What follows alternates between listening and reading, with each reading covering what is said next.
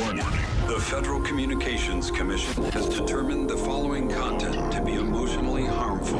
Funny things that you think's funny aren't funny. Give me cocks all the time. I want cocks all over me. The Alan Cox Show kicks ass, man. Welcome.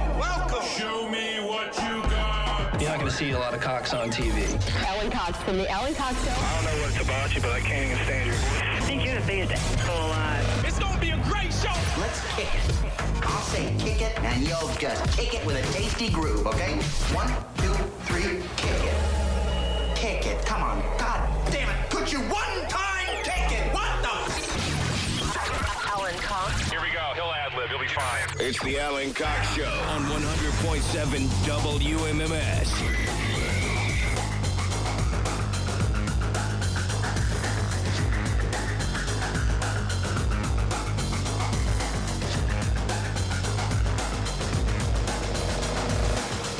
Hey there, gang. What's going on? Good afternoon. Hi. Greetings.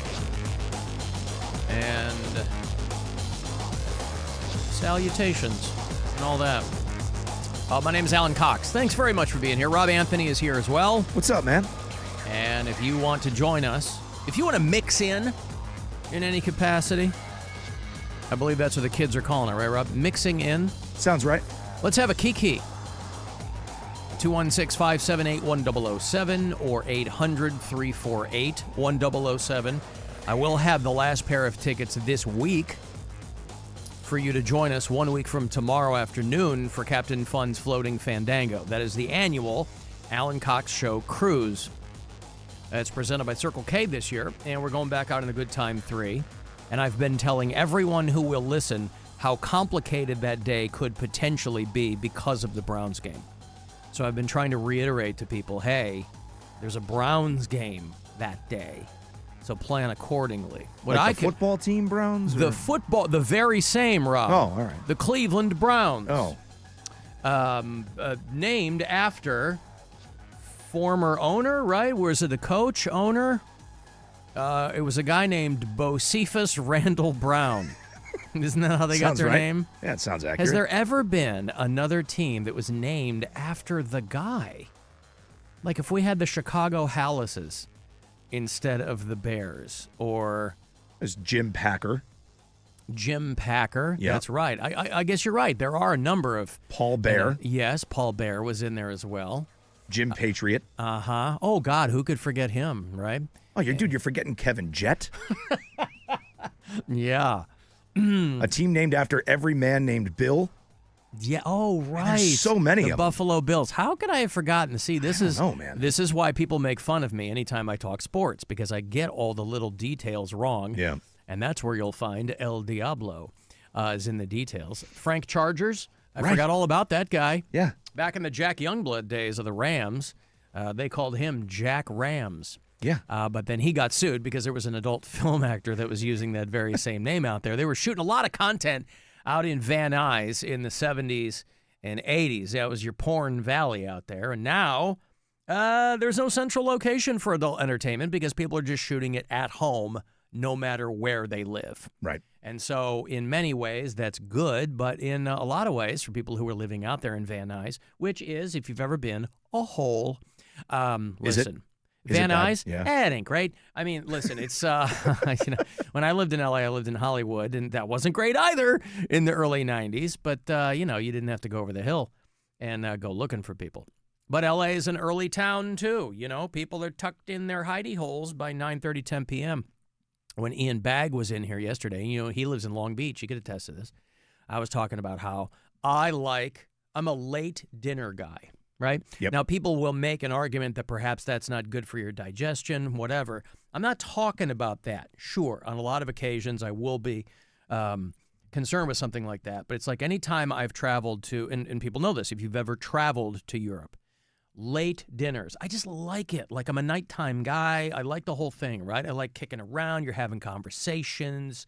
There's some, but, COVID, this side of the pond, changed a lot of hours for businesses like that. And so people seem to be going to dinner earlier and earlier. And so I think part of it is because I've done afternoon radio for so long. that, you get off the air and I need to decompress a bit. Then I want to go out and have dinner. And not everybody's down with that. And how did I get here from talking about football? Oh, right. Started naming teams and boats. And it got good. I know. Jerry Dolphins. Listen, longtime Miami philanthropist who passed it down from generation to generation. And then the story of the Hawk family. Mm-hmm. It was James C. Hawk was the founder of the Seattle team. Mm-hmm. And it looked weird on paper with just the letter C and Hawk. Mm-hmm. So they made Seahawks out of it. Right. Which I just found fascinating. And then he passed it on to his son, Mike Hawk, and that got even weirder for them because, as you know, Seattle is a very progressive town, but a toddling town nonetheless. Love Seattle. They've got the Kraken. They've got the Space Needle. One of my favorite bars in the entire United States was in Seattle, and it's long gone. It was called the Fun House. It was just this gross, full-on gross, like punk metal bar, and you could really have a quality day drink in there. And it was right across the street from the Space Needle, and I'm pretty sure it's long gone. It probably got gentrified over the last 15 years, but man, I love that place. That's why I like that place in Austin. The one that had the stickers on the back of the men's room door talking about how Lamar was going to be sodomized in a variety of ways.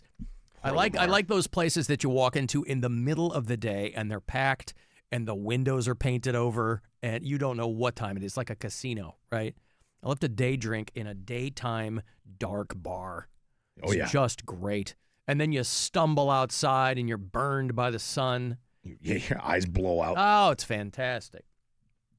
I got so many messages last night and into this morning, I assume from podcast listeners, people who weren't engaging with the show live yesterday, when we got on the thing about the worst songs of all time, songs that really drove people nuts, because there had been this thing going around on the internet where this song called Home, that's probably about 15 years old, by the band was called Edward Sharpe and the Magnetic Zeros. There was nobody in that band named Edward Sharpe, but apparently, I don't know how I got there. There was an old video clip of theirs that went viral, and so a lot of people who are extremely online collectively decided that was the worst song of all time, and so we started throwing ours around. I couldn't conjure one, but I pivoted to the entire Imagine Dragons discography is what I went with. And you immediately went to a song that I don't mind at all. What did you pivot to? Suzanne Vega. Suzanne Vega, Tom's Diner. Yep. A lot of people threw me 99 Luft Balloons. Oh, bad song, too. Better in the original German. What else were people throwing me? They were throwing me Achy, Breaky Heart. Big turd. But again, to your point of novelty songs. Novelty songs. And that was a cover. Right. Like the guys who originally wrote it and did it did nothing. And then Billy Ray Cyrus grabs it like literally a year later and turns it into a monster hit. Zach said, well, you already covered Crazy Bitch. Yeah. I'll go with Dance Monkey by Tones and now good call. I've never heard this song. Are you serious? I was digging into it because I never heard it. I don't know what this is. This girl, this Australian rapper, singer, not Iggy Azalea. What is it with Australia cranking out white, blonde, female rappers? Rappers in air quotes. Said that the song went #1 in 38 countries. Oh, yeah. I had never. Zach says it's unbearably bad. I can't believe you've never heard this song. I've never heard it. How is that possible? I don't know. So they say, dance for me, dance for me, dance for me, oh. I never seen anybody do the things you do before. They say, move for me, move for me, move for me, hey.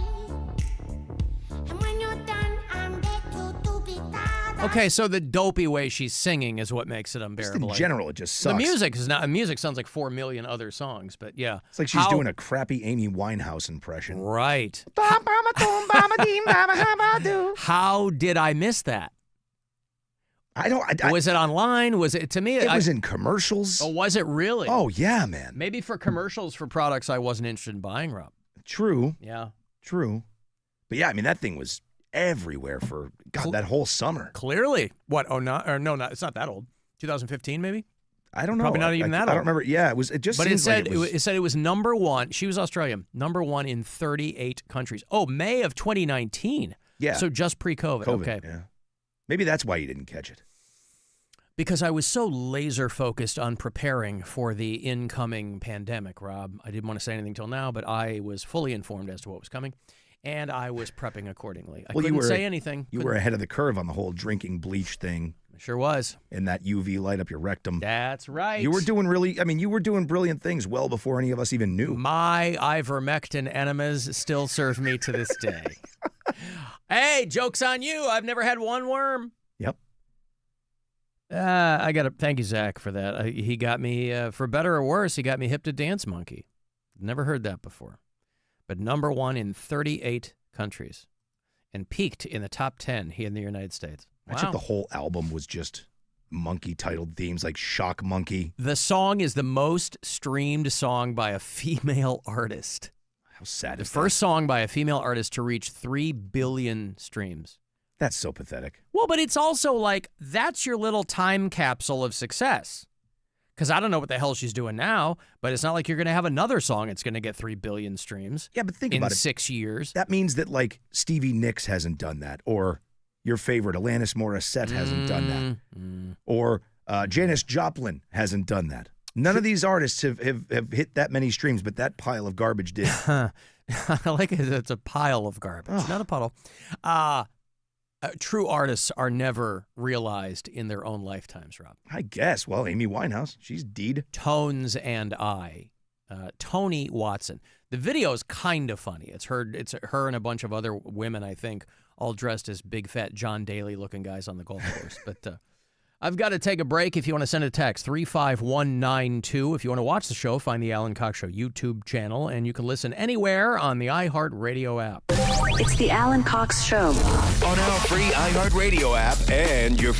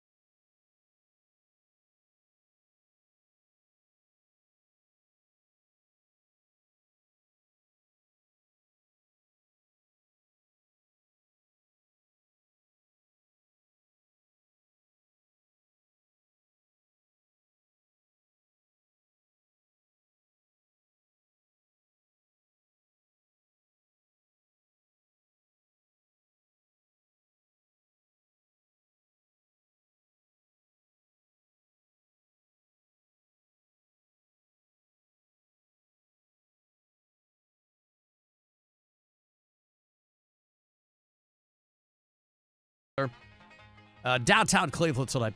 Summertime at Cleveland, mid-August with Morgan Wallen. So if you hear something that sounds like someone stirring a pot of macaroni and cheese, that's going to be all the ladies dancing over there at Brown Stadium for the big Morgan Cardi Wallen B show. showing up. Yeah, macaroni in a pot. That's right. Boy, people love giving me a hard time when I screw something up. And again, that's why we have our devotion to accuracy department here. When we were talking about the names of owners of football teams, again, I can't commit all of them to memory. But I forgot about Reginald Washington football team and Theodore and Samuel 49ers. I forgot about them, too. Yep. I can't remember all of them. Alan, you forgot the Baltimore Ravens were, in fact, named after actress Raven-Symoné. Oh, wow. Well, there's one I didn't know. Yeah, she was. No, she wasn't Rudy Huxtable. Who was Raven-Symoné? Wasn't she like a little baby on the Cosby Show? She was the baby. Yeah, she was the baby. Yep. Right.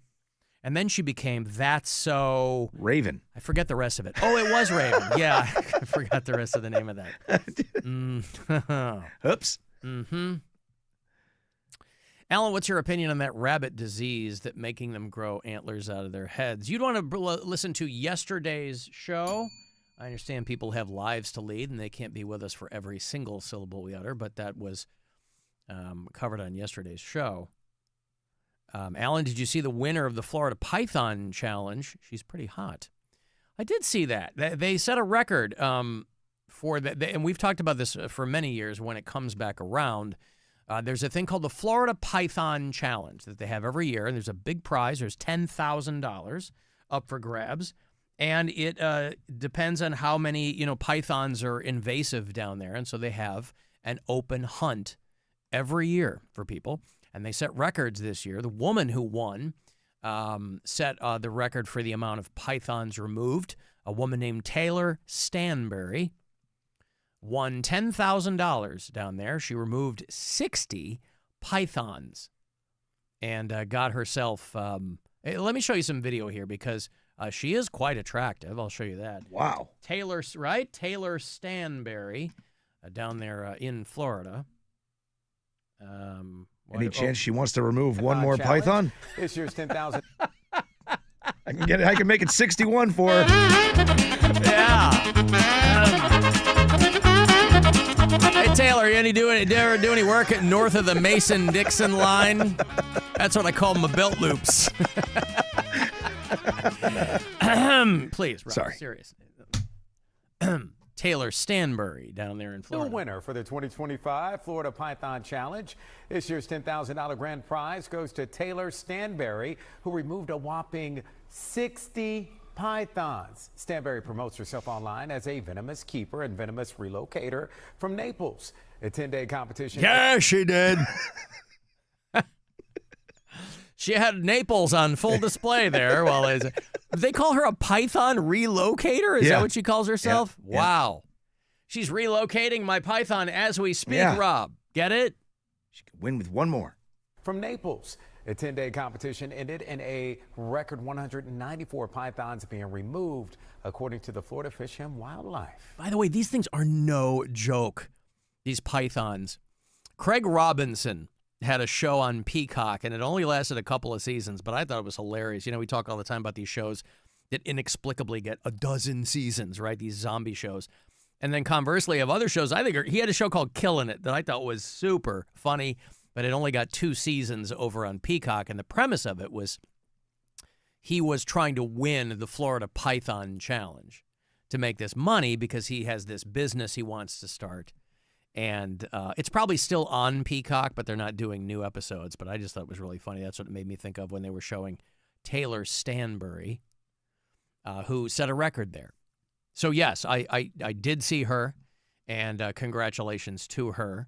Are you looking at this on NBCMiami.com? Is that the... I believe that's where I was, yes. If you notice the picture of her with all of those dudes she's holding the check, the guy all the way to our right, is that an optical illusion or is that like a Anchorman issue?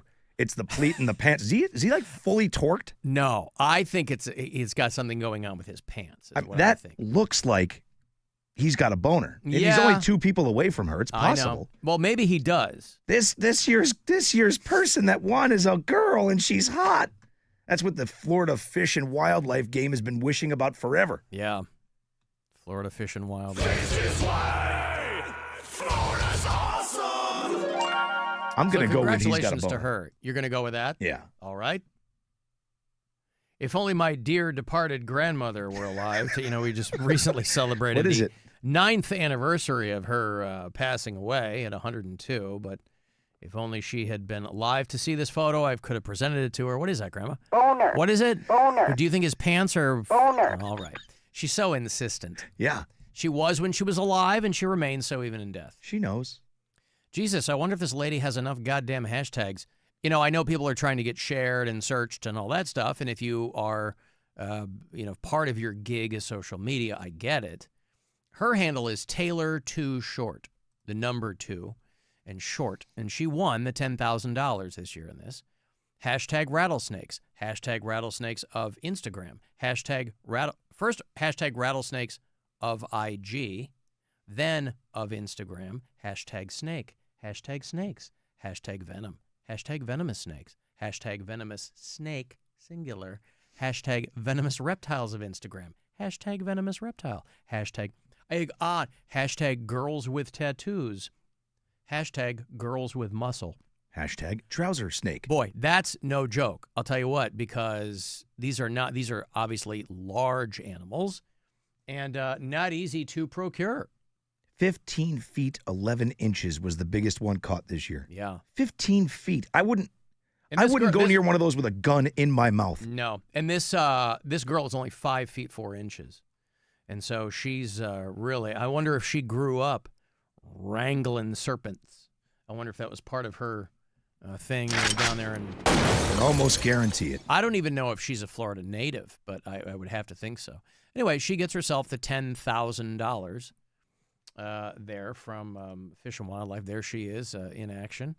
And they've got her in the bush, as it were. And good for her. Hi, Alan. This is Christine in East Rochester. I'm listening to Wednesday's podcast, and you're talking about the Fritos and milk, and I don't know anything about that. I've never tried it.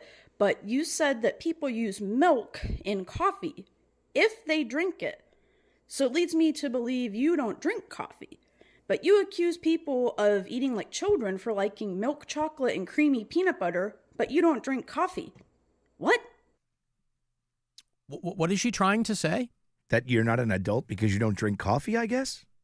That's kind of what I got from her. Really? That's sort of what that sounded like, right? First of all, I never said anybody's childish for eating creamy peanut butter. I think you're childish if you like milk chocolate. I like dark chocolate. But again, whatever. You like what you like. No, I don't drink coffee. I didn't grow up in a coffee house.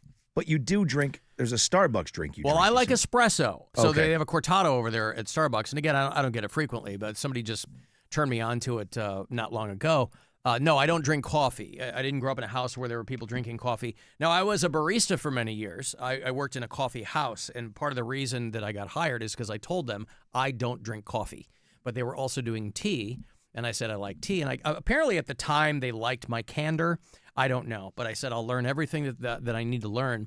And so I still, to this day, Rob, I make a hell of a cappuccino. But you got to use whole milk. You do. And no, I like espresso.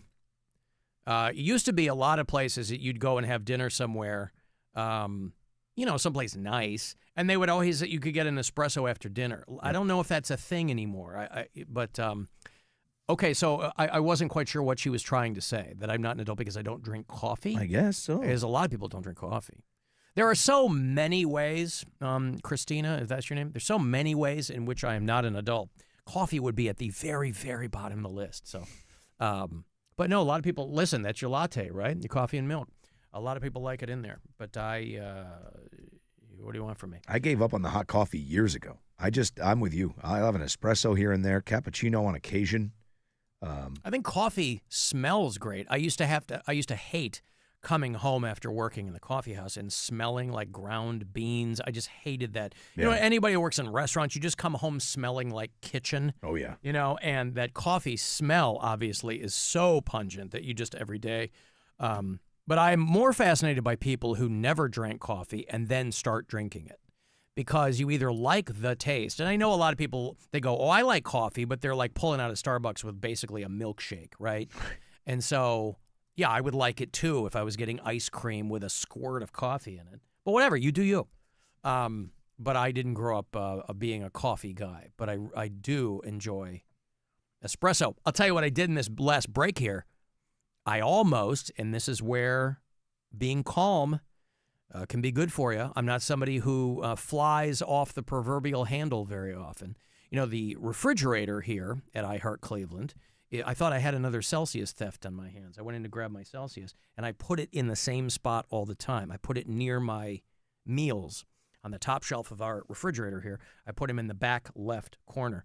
Well, we have those French doors, you know, on the refrigerator here, and I opened the left door, and I didn't see my Celsius. And I thought somebody had taken it, then opened the other door. Somebody had just moved it. Now, I don't know why, but somebody had moved it. For that split second, Rob, I was ready to flip out thinking somebody else had stolen another one of my Celsius. And it's a Friday, so there's nobody here, therefore no one to blame. Yeah. No one in whom I can point my finger. But it's still here, and it was a close call. Alan, I didn't start drinking coffee until I was 37 years old. Oh, good for you. Alan, I work in a bakery. I smell like a bakery, and it sucks. Yeah, because it can kill some otherwise enjoyable smells for you. You know, your sense of smell is your most sensitive and your most, you know, prone to creating memories and things like that. And so if you walk past a bakery, you go, oh, it smells so good, like whether it's fresh bread or pastries. You work in one, and it will, you know, like these songs people hate. First time you heard it, you might have enjoyed it. After you've heard it 500 times, you know, you want to carve your ears off your head. It's the same thing with if you are subject to a smell too frequently, and it kills it for you. Well, and that's a real bummer. There's two things I'll never forget about working in a restaurant. That was the smell of, like, your clothes when you came home. No, unless you worked in a kitchen, you'd never know. Yeah. And the sound of a ticket, especially when they just keep coming. Printing off they're the coming thing. and they're coming and they're coming. And you're so in the weeds. I still have dreams about it. Yeah. And you're just like, come on, no more tickets. Yeah. Oh, it's the worst. But that smell, man, like if you walk by, like it happens sometimes, like when we go to the bathroom here, you can smell it. Yeah, when the kitchen's right somebody there. comes out of that kitchen door, you immediately smell it. It's just kitchen smell. Yeah. It's all the grease smells, and the- yes, mixing together. It's meat and grease and frying and cooking, and it's just like, you go home and and I worked in fine dining, so I had to wear tuxedo shirt, bow tie, but I had like the black apron over front, you know? Yeah. I was washing my clothes every friggin' day. No matter what, though, no wouldn't come out. matter It's what. in your hair, your hat, you know, whatever you wore. Yeah, Yeah. it was a lot, man. I worked in that in a long time. Hey, want to go see Streetlight Manifesto? These guys are back on the road and coming to Cleveland. I got one more pair for you this week. If you dig that ska punk thing, these guys bringing it back from New Jersey. The Place Behind the Stars Tour. That's what they're calling it. And it's just a couple of weeks away. I guess next Friday? No, 2 Fridays away. The 29th at the Agora, going into that Labor Day weekend. Am I wrong on that Labor Day weekend? I think it is. That's right. Yeah. AgoraCleveland.com for all the info on it. 2 tickets here. Streetlight Manifesto. Good luck. Caller 10. These are yours. 216-578-1007. Or 800-348-1007. The Alan Rover's Morning Glory. So you think you might have some info on a mysterious unsolved death in the area? This guy had a lot of skeletons in his closet. He was an extreme homosexual, and he was meeting with men. Like there was a peep show place on Barberton Road out in Norton where he would go and meet men. Yeah, I know that. Yeah. Oh, yeah. Okay. Charlie frequents that all the time. Yeah. Charlie's now a prime suspect in this case. They call him the Glory Hole Killer. Rover's Morning Glory. Weekdays on 100.7 WMMS and 24/7 on our free iHeartRadio app. Sarah Spain for iHeart Women's Sports. Presented by Capital One. There are 5 WNBA games tonight, including 3 games at 7:30 p.m. Eastern. The Washington Mystics visiting the Indiana Fever.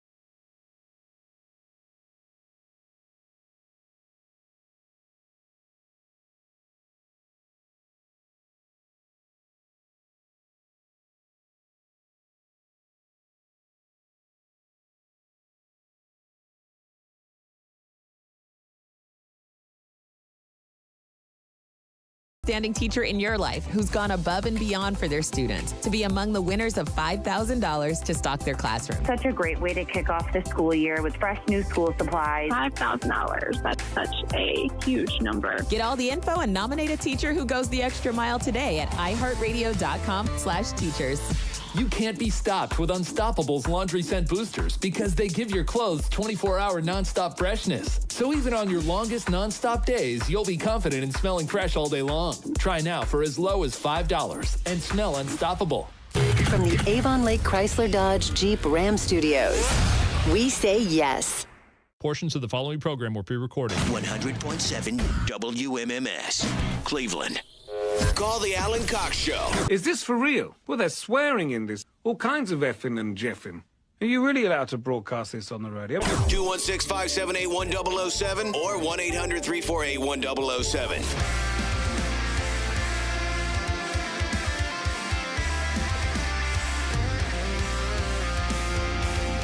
35192. Want to send me a text. Alan, I wonder if that lady thinks who adults who don't drink alcohol are less adult than those who get drunk off their ass. I don't know.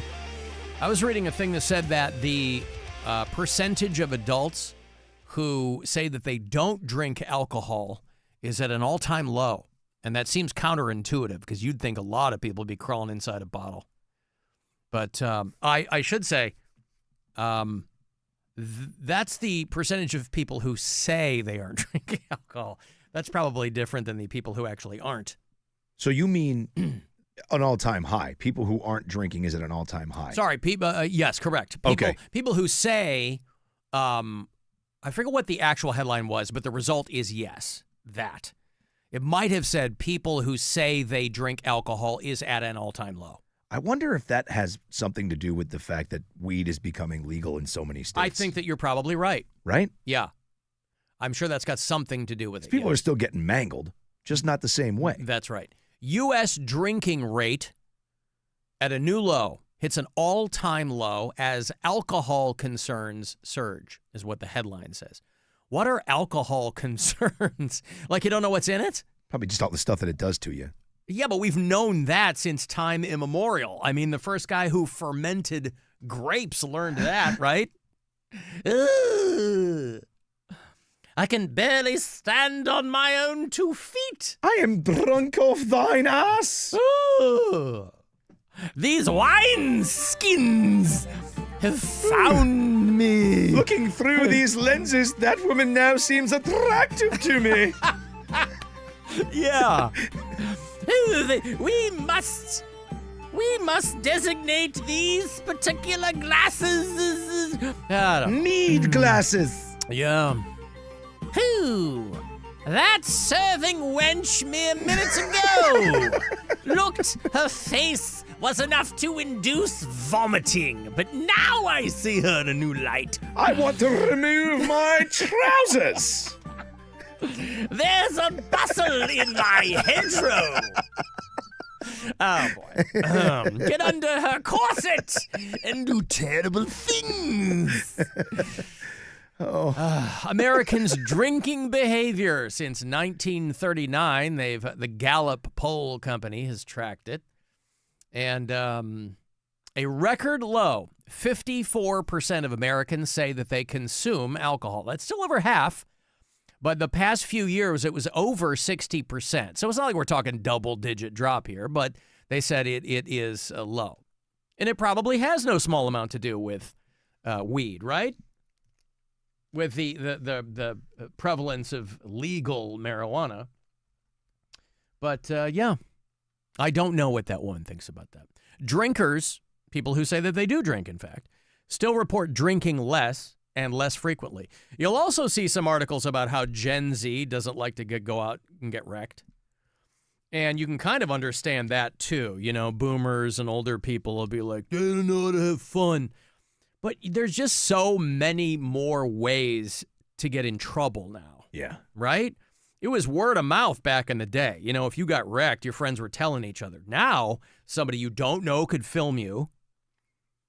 You know, there's a billion ways. You can't blame younger generations for being unbelievably cautious. They're like, happy hour is a thing of the past. Now, if you have been to a bar after 5 p.m., you don't know what the hell they're talking about. I was thinking about this article when I was in Austin because there's a lot of, now Austin is different. I know every place is different, and Austin is a huge, huge like tech market, right? So there's a lot of young people moving into a place like Austin. You know, Tesla has a gigafactory out there, and Google has an HQ and all this stuff. So Austin has really blown up in that sector over the past few years, and with that, it's going to bring a much younger demographic to the city. So yes, that is different, but it's not like there aren't young people in Cleveland.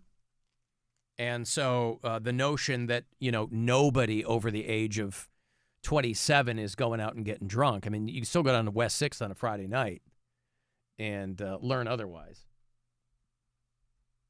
But there are just a lot more ways to get in trouble now. But there's also ways to stay out of trouble. Like, could you imagine if Uber existed when we were young? Yeah. That would have been the greatest thing in the world. Nobody ever called a cab because it was a pain in the ass. Right. You know, but Uber, right there on your phone, hit a button, and it's got a car. At that point, you don't care how much it costs. I don't understand how anybody gets DUIs anymore. Yeah. Obviously, you're not thinking clearly when you're drinking, but it's like, and I didn't start drinking until I was 26, right? But after that, when I was making up for lost time for the next 10 years, Uber would have been awesome. When Melissa and I were in Rhode Island just this past weekend, we went to that 50th birthday party. Yeah. We took it late. Now, this is our best friend, so we stayed up drinking heavy. Mm-hmm. I got an Uber at 3 o'clock in the morning. Yeah. No problem. Right. I hit a button, car was outside, went right back to the apartment, picked my car up in the morning. I really wanted to take a Waymo because Austin is one of the markets. I think Austin, San Francisco, and maybe Chicago, but I haven't seen them when I've gone home. I really wanted to take a Waymo, the driverless taxis. Yeah. Except now they're part of Uber. So you call an Uber and you might get a Waymo. Oh. Because I was like, I'll pay a premium if I can get one of these. Because you saw them all around downtown. Tons of Waymos. I was like, oh, I want one. So I download the Waymo app, but it takes you right to Uber. They're like, we're part of Uber now here. And I was like, damn it. So I never did get one. I'd end up being that guy stuck in the parking lot for 4 hours, just going around in a circle. This sucks. Yeah. Johnny you can't Cab. Get out. Yeah. Hey, wasn't there a guy like that, right? Yeah, remember they picked him up at his apartment complex. Right, but it was like his destination, he could see it. And he couldn't get out. Yeah. They lock the doors until the car comes to a complete stop. Funny. Yeah, I puking. Gotta get out of here. Some merry-go-round for 4 hours. Yeah, so I didn't end up getting a Waymo. But a friend of mine who works for Apple in San Francisco, he goes, I take a Waymo everywhere. He goes, they're the best. I've never had a problem with them. There's never been a crash, anything like that. But I think that was the first place they had them, too. But he's like, I haven't driven my car or taken a cab in 10 years. He loves Waymo. So I was excited to maybe take one, but didn't work out. Alan, do you think it'll be more awkward for you or your future black stepdad when I, a 35-year-old white dude, show up with your mom as my date on the cruise? You know what? I'm not even going to get mad at you because I don't know who you think you are. You know, my mom is a 77-year-old woman, so you're 35. I mean, listen, bro. Everybody's got their kink, but come on. My mom's a lovely woman, but maybe you'd just be happy to see your mom. I would, of course. See? So, joke's on you, pal. He'd be happy to see his mother. Yeah. So take that. That's right. Bitch. That's right. You said it. Son of a bitch. Alan, I think it's because of the link between alcohol and cancer that people are drinking. Yeah, but again, that's nothing new. There's a link between alcohol and cancer? Yeah. Rob, see me after the show. Yeah. Son of a bitch. That's not good. So, anywho, there's that whole thing. Hey, Brown Stadium.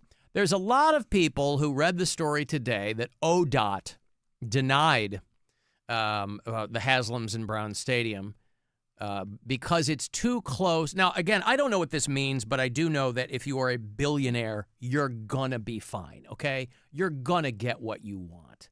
So the people who really want the Browns to stay downtown, that's still not going to change. They're going to get what they want out there in Brook Park. This is merely a speed bump, I have to assume. But they said that state officials deny construction permits for Brown Stadium, saying it's an air traffic hazard. Now, this is not new information. If you decide you want to put a new stadium out there, you know how close you are to the airport, right? When you're drawing up your very first draft of the plans, you know these are what your hurdles are going to be. So this is not new information, maybe to us, but the people who are trying to put these plans together, the Haslams, they know that they're right there by the airport. I mean, it is the Haslams. There's a good chance he'd be like, there's an airport over there? Son of a bitch, why didn't anybody tell me? Yeah, but isn't that the point? Close to the airport because that's good for people coming in and out and traveling and all that kind of stuff. And yeah, but they were talking about if there was an airline emergency, if there was an issue. Well, sure. That many people collectively sitting in a stadium would be a bad thing. But the headline was, their plans have hit an unexpected snag. No. Is it though? No. Not to them. Just writing another check. Yes, of course. Who do I have to write a check to get this taken care of? Yes. That's the extent to which this will be a hurdle. The Browns' proposed new stadium in Brook Park, even though the playing field will be sunk 80 feet into the ground, state aviation officials say it's still too tall. It would be nearly 60 feet too high to avoid interfering with air traffic at Cleveland Hopkins Airport. The Browns have expressed confusion with the state's decision, saying, quote, huh? What? Yeah. We didn't know that. Huh? Huh? Huh? I got to roll that off. But the Browns say that the FAA's conclusion that the new stadium, it's at odds with their conclusion that it'll be just fine. Oh, really? The people who are trying to build a new Brown Stadium came to the conclusion that it won't be any kind of aviation interference? Well, that worked out. Just close the dome. I mean, aren't the Browns still suing the city of Cleveland trying to get out of Brown Stadium on the lake? Like this whole thing, this is how you know that they're going to get what they want. Of course. Because there's billions of dollars at stake. And, anytime somebody puts together the initial plan for something like this, they go, who's going to be a pain in our ass? All these people do is work with regulatory agencies. And so this, with ODOT and the FAA or whatever, they're basically saying the stadium would be too high. The Brown Stadium plans call for building the playing field, like I said, 80 feet into the ground. ODOT and the FAA says that's still too tall. All right, make it 100 and we're done. You know what I mean? Like, it's going to happen. Of course. They'll go, all right, what's the minimum? 90 feet. All right. Cool. Dig 10 more feet. Right. Yeah. Or just make that top look less stupid. Well, but they said, you could build the stadium farther away from the airport. But they already bought that huge tract of land, right? Yeah. They bought all the land. So it's not like they're going to move some, all right, I guess we'll just stay downtown. So I'm sure it's fun to write about and for people to toss it around, but guess we have to go to another suburb.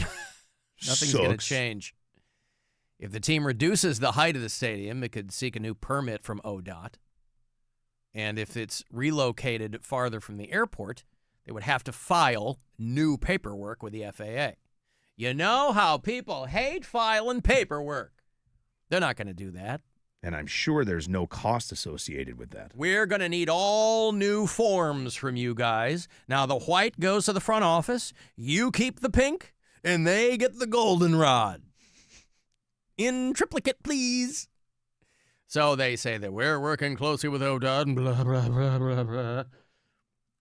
The Browns were hoping to start construction in early 2026. How early? 12:01 on January the 1st, I assume. And they still will. And they still will. That's right. Nothing is going to change. If you're living out in there in Brook Park and you're sweating over your house in eminent domain, you're going to be like, for Auld Lang Syne. We're trying to get early 2026.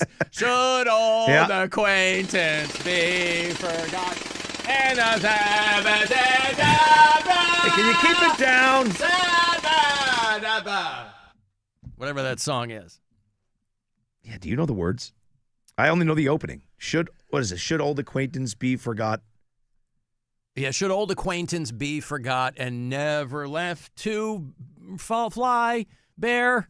I don't know. I do not know the words to that song. The days of Auld Lang Syne. I don't even know what that means. Old acquaintance be forgot and never brought to mind. I know the words to the Fogelberg version, but I don't know. Dan Fogelberg did Auld Lang Syne? Well, it's in that stupid Christmas song he has. I don't know that. I know Rod Stewart did it. They played at the end. He does. He runs into the ex-girlfriend in the grocery store, and we laughed until we cried. Oh, okay. You know that song, right? Vaguely, yeah. You must. I think I'm sure I do. think it's called Auld Lang Syne. Auld Lang Syne is an old Scottish song.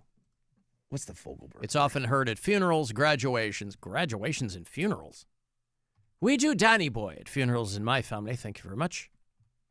Auld Lang Syne, meaning old long since, or long, long ago, or days gone by. Auld Lang Syne. His version is called Same Old Lang Syne. Oh.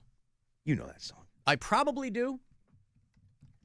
Dan Fogelberg. And the snow turned into rain. I mean, with your rendition now, of course, it's immediately sprung to mind Yeah, here. of course. Yeah. Oh, this is terrible. Now, I heard a lot of Dan Fogelberg growing up because my mom, obviously, I don't have to tell you, was a big, big fan of the 70s singer-songwriters, but I don't know that I know this. This sounds like early 80s Dan Fogelberg. Every Christmas station will play this song. I don't listen to Christmas radio. Nauseum. Does Magic play this? I'm sure. Oh. I've never heard this song before in my life. Really? Nope. Oh, wow. And I wish I hadn't heard the last 10 seconds of it. That was that Dennis Leary joke. Remember? He talks about rock stars getting sued by kids because they're killing themselves. Yeah. And he goes, does that mean I could sue Dan Fogelberg for making me into a pussy in the 70s? Right. There you go. Alan, the Cleveland Subterraneans does have a nice ring to it, though. Now they're going to be called the Cleveland Haslams, right? Yeah. The Haslams and the Haslam Nuts. They're building on the old Ford Foundry grounds, and those smokestacks were taller than the stadium. Yeah, but I have to imagine that things like antenna and smokestacks, they put lights on them, right, on the top. If it's like a thinner structure like that, that's probably different legally than a giant structure like a stadium. And it was probably grandfathered in. Yeah. You know what I mean? I'm guaranteeing those things were there forever. Yeah. That's going to be the thing, too. Like, imagine the environmental cleanup of that place. Right. Oh, my God. Just the money in yes, that. And you know how diligent they are with environmental cleanup. Yes. Oh, there's no immediate risk to the nearby whap whap. Alan, it looks like the Browns will be playing the Jets every day. I see what you did there. And I am clapping in spite of myself, not because of your comment. Kelly from Bedford. Alan, unfortunately, I found out the hard way out at Geneva on the Lake. No Uber, no Lyft. Well, how'd you get out there? Maybe getting back was the problem. Oh. All right. Left the car. Mm-hmm. I mean, I guess you can probably still call like a yellow cab, right? Like they'll still come out. Yeah. I would imagine. Yep. Yeah, a yeller cab. They pull up all pissed off. What's the matter? Couldn't get an Uber? Yeah. Oh, so call me, right? Now we're here for you. Yeah. Now it's fine. Alan, what does the Pope think of the new Brown Stadium? I don't know what the Pope thinks of the new Brown Stadium. Hey, I don't care for it. Nope, I guess that's it. Yeah, and scene. I guess that's it. Just make the roof of the dome a landing strip and problem solved, somebody said. Simple. Hey, listen, there are no problems. There are only solutions. It's one of Rob's favorite phrases. Helipad. Mm-hmm. Except, to be cool, we call it a helipad. H-E-L-L-A. We got helipads, bro. Yeah. Have Gwen Stefani sing a song about it? Indeed. Yeah, okay. Well, we'll see what happens. But people are tossing this around. Oh, it might not work out. It's gonna be fine. Yeah, it's gonna work. If history is any guide, there's nobody standing in the way of billionaires doing anything they want. Hey, do you want to go on our Alan Cox Show cruise? It's called Captain Fun's Floating Fandango. Why? Because people just wouldn't stop calling me Captain Fun, Rob. Everybody wanted. I said, fine. I begrudgingly take your moniker. But our cruise goes out next Saturday afternoon on the Good Time 3. We only do it once a year, but I like to think of it as the pinnacle of the summer social schedule. And so I'd love to have you along. It's all presented by Circle K.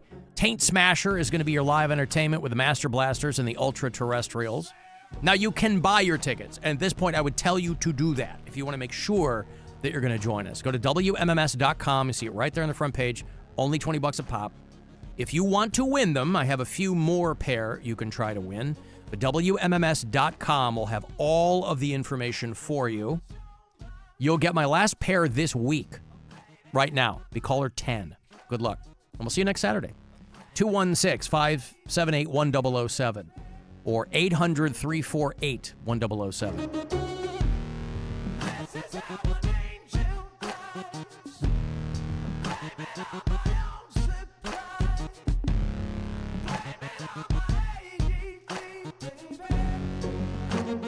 This is the Alan Cox Show. Everywhere.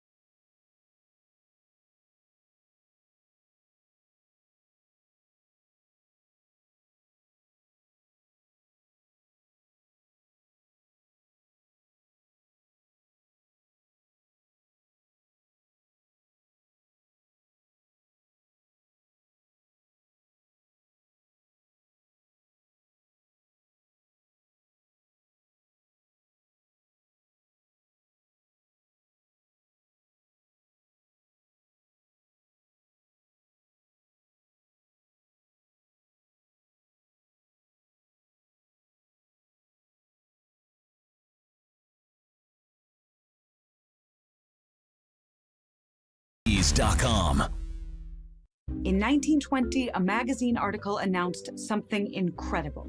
2 young girls had photographed real fairies. That article was written by Sir Arthur Conan Doyle, the man who invented Sherlock Holmes. How did he fall for that? Hoax is a new podcast from me, Dana Schwartz, the host of Noble Blood. And me, Lizzie Logan. Every episode, we'll explore one of the most audacious and ambitious tricks in history. Open your free iHeartRadio app, search Hoax, and listen now. We now return to something barely worth your time. Already in progress. The whole thing is f***ing pointless. The Alan Cox Show. On 100.7 WMMS.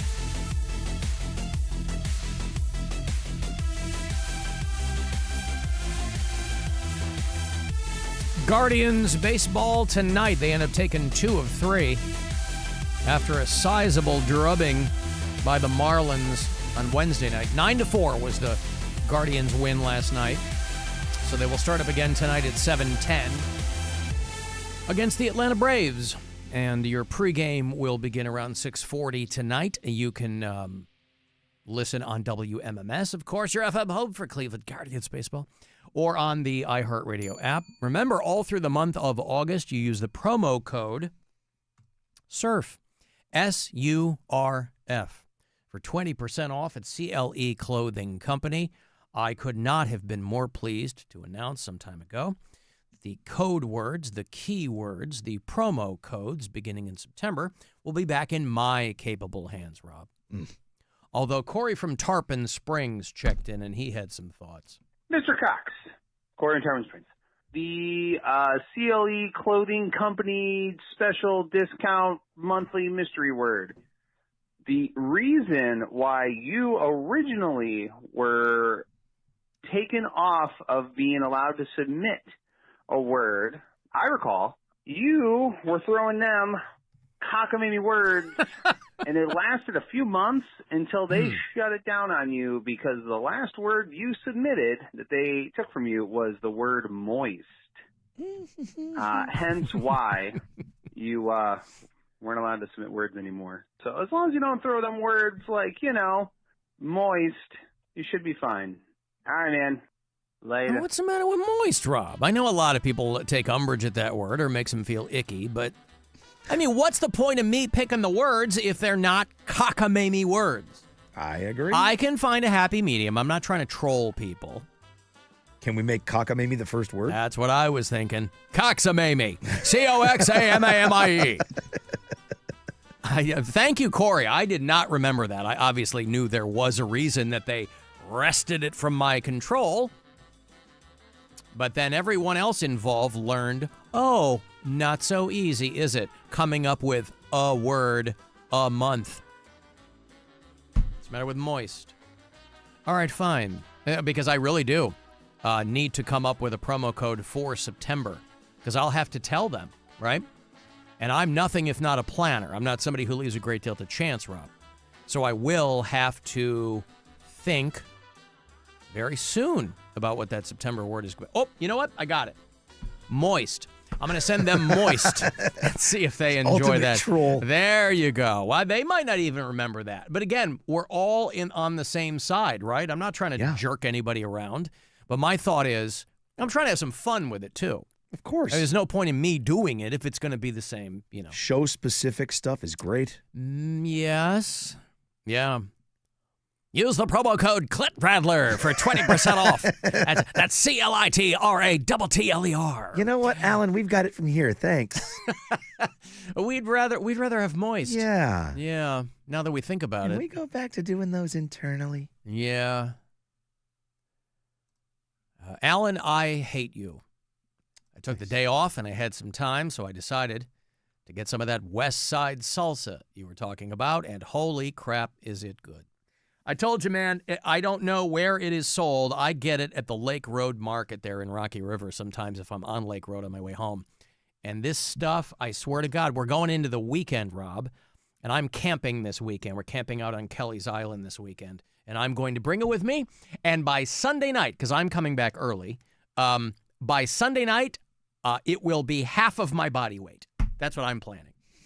I will have a feed bag full of Tostitos scoops, and I will have a giant wineskin full of West Side Salsa. Again, this is hashtag not an ad, and I don't know how widespread this stuff is sold, but it is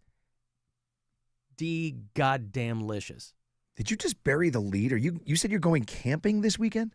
I am. Do you camp? Like a tents and stuff? Tent camping, yes. I knew that. I never knew this about you. Well, I haven't done it in a while, but my daughter starts school next week already. She starts next Thursday in the 4th grade, and we wanted to do something to kind of get, my brother-in-law's coming in. He's like a big-time outdoor dude. Whoa. He's like a prepper adjacent, You have a tent and stuff? Oh, yeah, we got all that. Wow. We used to go all the time, just haven't gone in a minute. So, yeah. I'm so surprised by this. Why is that? Because you strike me as a guy kind of like myself who... I seem like an indoor cat, but I'm very much not. Like the idea of roughing it is a hotel without a bar. Nope. No. No. Wow. Now, if I'm traveling somewhere, yeah, I spend on accommodations. I love a good hotel. But if we're camping... we should camp. Wow. I think the last time we camped, it was a few years ago, but we rented a yurt in, I think it was Indiana or something. But yeah, no, if we go somewhere, like we used to go to Denver quite frequently when we had a lot more friends that lived there. They've all kind of spread out now. No, I like camping a lot. I spent thousands when I lived in Rhode Island. Yeah. All of my buddies got together, like, yeah, we're going to go, let's all rent campsites right next to each other, and we'll spend like 4 or 5 days in the woods. And I had a pickup truck at the time. I loaded that with a generator, everything that I'm like, this is going to suck. And it did. I went once and it just, I'm like, I'm not you didn't equipped. like it? No, I'm not equipped to no. Well, how long was it a full weekend? Yeah, it was like 3 days. Some people are good for like a night. Yeah, maybe two. Even that. Really? I gave all the stuff to my brother. You can do anything for one night. I had camping stoves and I had this and that. Wow. I spent thousands. Oh, I see. And I'm like, this. But you overloaded yourself. What was I going to do? I'm going to sleep on the ground? No. On an air mattress? No. What I'm saying is a lot of campgrounds, they've got stuff. You can make a fire. They've got fire pits. And we did that. Yeah. Yeah. But you don't need a lot of that other stuff. You pack some food. You pack some, like we have camping cots, so we're not necessarily on the ground. You're like a foot off the ground. Yeah. But tents and all that stuff. Wow. Yeah, it's fun. Wow. So the worst thing you have to contend with is inclement weather. I think it might be set to rain on Sunday, but that's no big deal. Again, I'm coming back early because they're going to be there through Monday. I'm like, I got to work. I'm on the air Monday. I'm not coming back Monday morning from camping. And then that was the trip I got Lyme disease on too. So I realized I was a one and done camper. Well, boy, now I feel great about it, Rob. Thanks. Are you going to Rhode Island? We're going to Kelly's Island. All right, so that's different. You're going to be What, fine. they don't have ticks in Kelly's Island? Apparently not. Do they have deer? I don't know. We're going to find out. Yeah. Well, I'll be renting a golf cart, so if I see any, I will ram them with reckless abandon. Yeah, I like the idea, like, going in the woods and renting like a tree house, like those luxury tree houses. I like that. That's me in the woods. I'll set a fire outside. I like sitting out there. I just like going in and sleeping inside. I fully understand where that. the bugs aren't. I fully get it. Understood. First time I ever stayed in Austin over a decade ago was in a woman's treehouse. In her backyard. She had a giant treehouse. That's pretty awesome. Yeah, it was great. I got an email from Brian who said, is Rob familiar with Cumberland County, Maine? Ooh. There's an active shooting event right now. This person got they screen grabbed their notification. I guess they were listening to a scanner. And there's an active shooting in Cumberland County, Maine. And I guess I don't know. They thought that maybe you would know. Yeah, that's Portland area. Portland. Yeah. So that's college town. Yeah, I'm Portland, definitely Maine. familiar with that area I'm for sitting sure. right here with a coworker at St. Mary's Lewiston Medical Center. We're a phlebotomist. We're phlebotomists here in Lewiston, Maine. All right, well, there you go, Brian. Yes. Jeez, that's Portland, not even, Maine. It's not even online yet. Well, you got This it. guy's pretty good. Got it first from the police scanner. Lucas and Ryan, by the way, are our bureau chiefs. They're in Portland, Maine. So hopefully everybody involved is okay. Now, our very first bureau chief ever, when I started logging people in the early days of the iHeartRadio app, when people would start hitting me up and go, hey, we listen hither, thither, and yon. Their words, not mine. I said, okay, and I started keeping a list. Our very first bureau chief was Christina in Las Vegas. Now, about an hour west of Vegas, and I've only been a couple of times. I know some people have gone to Vegas dozens of times. First time I ever went to Vegas was for my 50th birthday. So I've been a couple of times in the last 4 years. Vegas is having a very tough time right now. With fewer people traveling, with, I don't know, white vans pulling up and spiriting away all your employees. That's working out great. And it's 121, at 2 in the morning. Whatever. But about an hour west of Las Vegas, that's where it gets fun. Specifically out in Pahrump, Nevada. You're a stone's throw from the California border once you're in Pahrump. But that's when you're going to have some of your brothels. And there is a place called Sherry's Ranch. Now, Christina, my bureau chief other, didn't tell me about this, but Sherry's Ranch. Sperm news. It is sperm news. Sherry's Ranch is doing the pirate-themed weekend. Now, I assume they couldn't call it Pirate Booty because they'd get sued by the snack company. So they're calling it Booty and Buccaneers. And they've got an AI flyer that's on their website. Now, again, this is probably not going to be, if you pardon the pun, broad appeal here in Northeast Ohio, but you never know. Sherry's Ranch, Booty and Buccaneers. Now, this is coming up October 10th and 11th for you listeners who happen to be in the area. Feasting, dancing, and delight, Rob. 2 nights of pirate-themed pleasure. Now, I would imagine aren't going to be a lot of people that look like the AI-generated girl on the flyer. No. Nevertheless, they have event details, pirate-themed.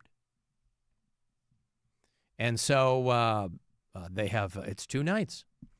This includes a comedic pirate sword fight show, live sea shanties, because they can't say, and if you ever talk to anybody who spends any amount of time and money at brothels in Nevada, I have a friend I'm thinking of who does this with some regularity.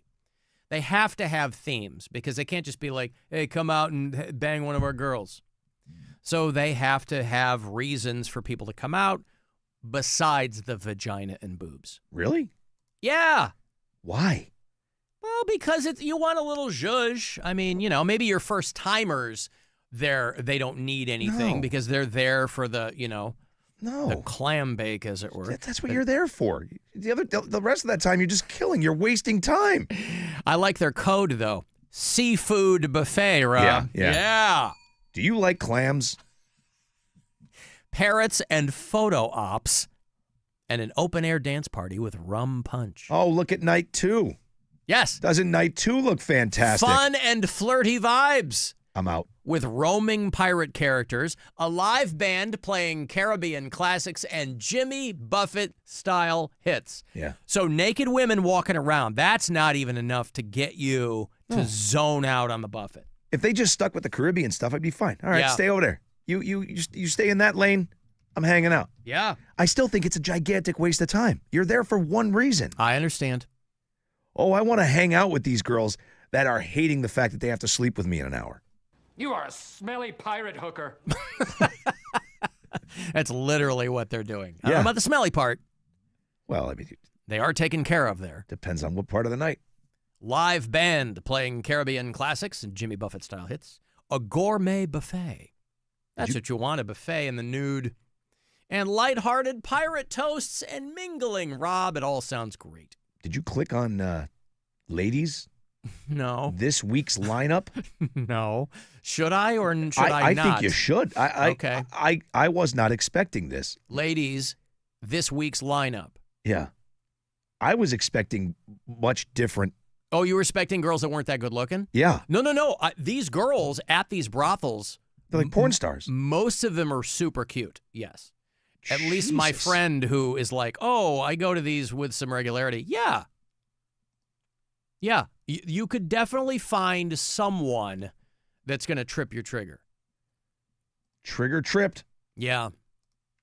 So, and it seems they run the gamut too, right? If you get out there and you go, do you have anybody who is, shall we say, more seasoned, right? And mature. Uh-huh. Some of the girls, their photos are a little blurry. But maybe that's just because, Rob, they're shy. Yeah, that's all. We'll see. But anyway, they're doing a big pirate thing out there in Pahrump. And it made me think of Christina, who was our very first bureau chief, those many years ago. So why isn't it legal in Vegas? Like, I don't understand. If it's legal in the state of Nevada, why isn't it legal in Las Vegas? Because Clark County has its own thing going on there. In the Las Vegas city limits, it's all different situation. Like, they've got their own water, they've got their own, Oh, okay. So I've not been. I've never been to Vegas. I assume. Oh, you've never gone to Vegas? Never. No. Oh. Well. Now I have a reason. Yeah. I've been a couple of times. There was a period of time before I started going where it sounded like they really Disney-fied Vegas, or they were trying to make it more family-oriented. That didn't last long. Years ago, their advertisements were like, Vegas, it's for everybody. And then it became, what happens in Vegas stays in Vegas. Yeah. They wanted the adults coming back. Dun, dun, dun. Yeah. Where's Stripper Scott when we need him? Don't know. Our resident expert. Yeah, it is illegal in Las Vegas and Clark County. I did not realize that. So it is legal in the rest of Nevada. So there are no licensed brothels in Clark County. So if you're in Vegas, yeah, you can get picked up for hooking. What was that dude's name? Hoff. What was Dennis his? The Hoff. Bunny Ranch. Bunny Ranch. Because they used to do a ton of stuff with radio. Yeah. They would always be sending people to the Bunny Ranch. Well, it's funny. When we went to my wife likes this show called Ghost Adventures with Zach Bagans, right? It's a bunch of Hooters bouncers or whatever who have a ghost show. And it's been on for a long time. And he ended up buying this house in Vegas and turning it into like a haunted museum. So the very first time we went to Vegas, my wife very much wanted to go, and so we went. It's like $90 a head, and you walk through. And a lot of it is nonsense. You got to fill every corner of this place with dumb crap. But the rooms do have like larger artifacts that you can, there's like, he's got the Kevorkian van, and he's got a bunch of Gacy art, and he's got blah, blah, blah. Well, they also have the bed that Dennis Hoff died in. Ooh, gross. And I'm like, why is that? I guess because it was available, and he's like, oh. But I think it's the bed that both Dennis Hoff and it's the bed that Lamar Odom OD'd in. Whoa. And Dennis Hoff eventually died in. And it's got this huge stain on it. Skid mark. He probably pooed. Something. I'm like, hey. It's full of Dennis Hoff's last meal. Yeah. I never met Dennis Hoff, but this was a guy who was, he seemed, well, how could you not? He seemed super skeevy.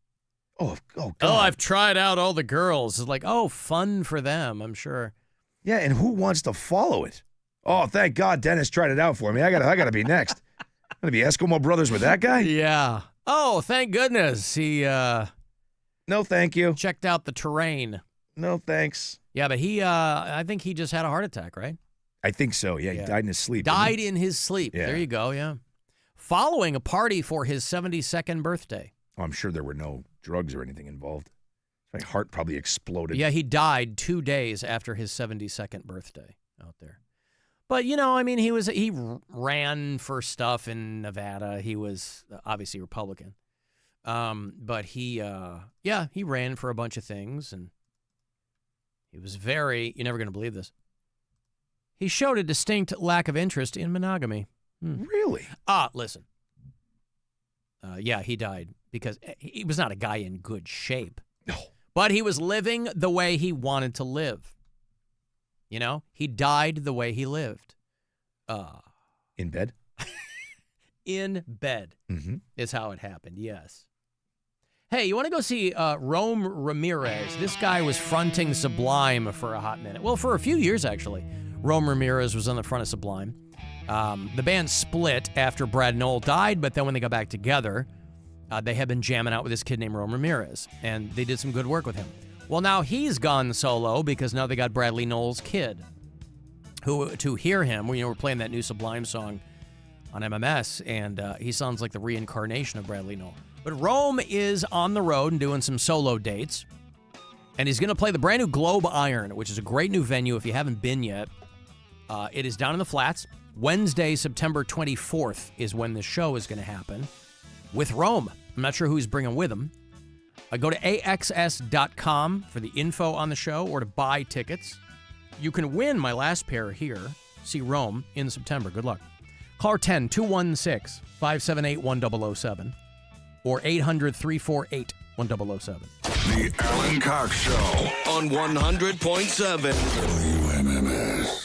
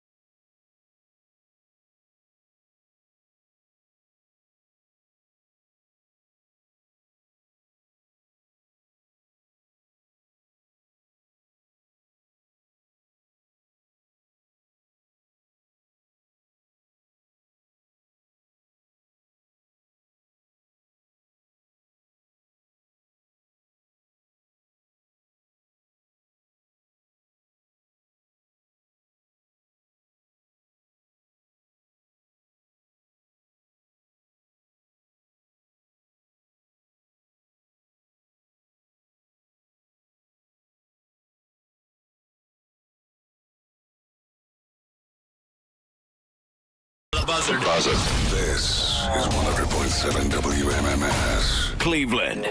Call the Alan Cox Show. He'll tell you all the best knock-knock jokes, plus his surprising opinions about Hawaiians. 216-578-1007 or 1-800-348-1007.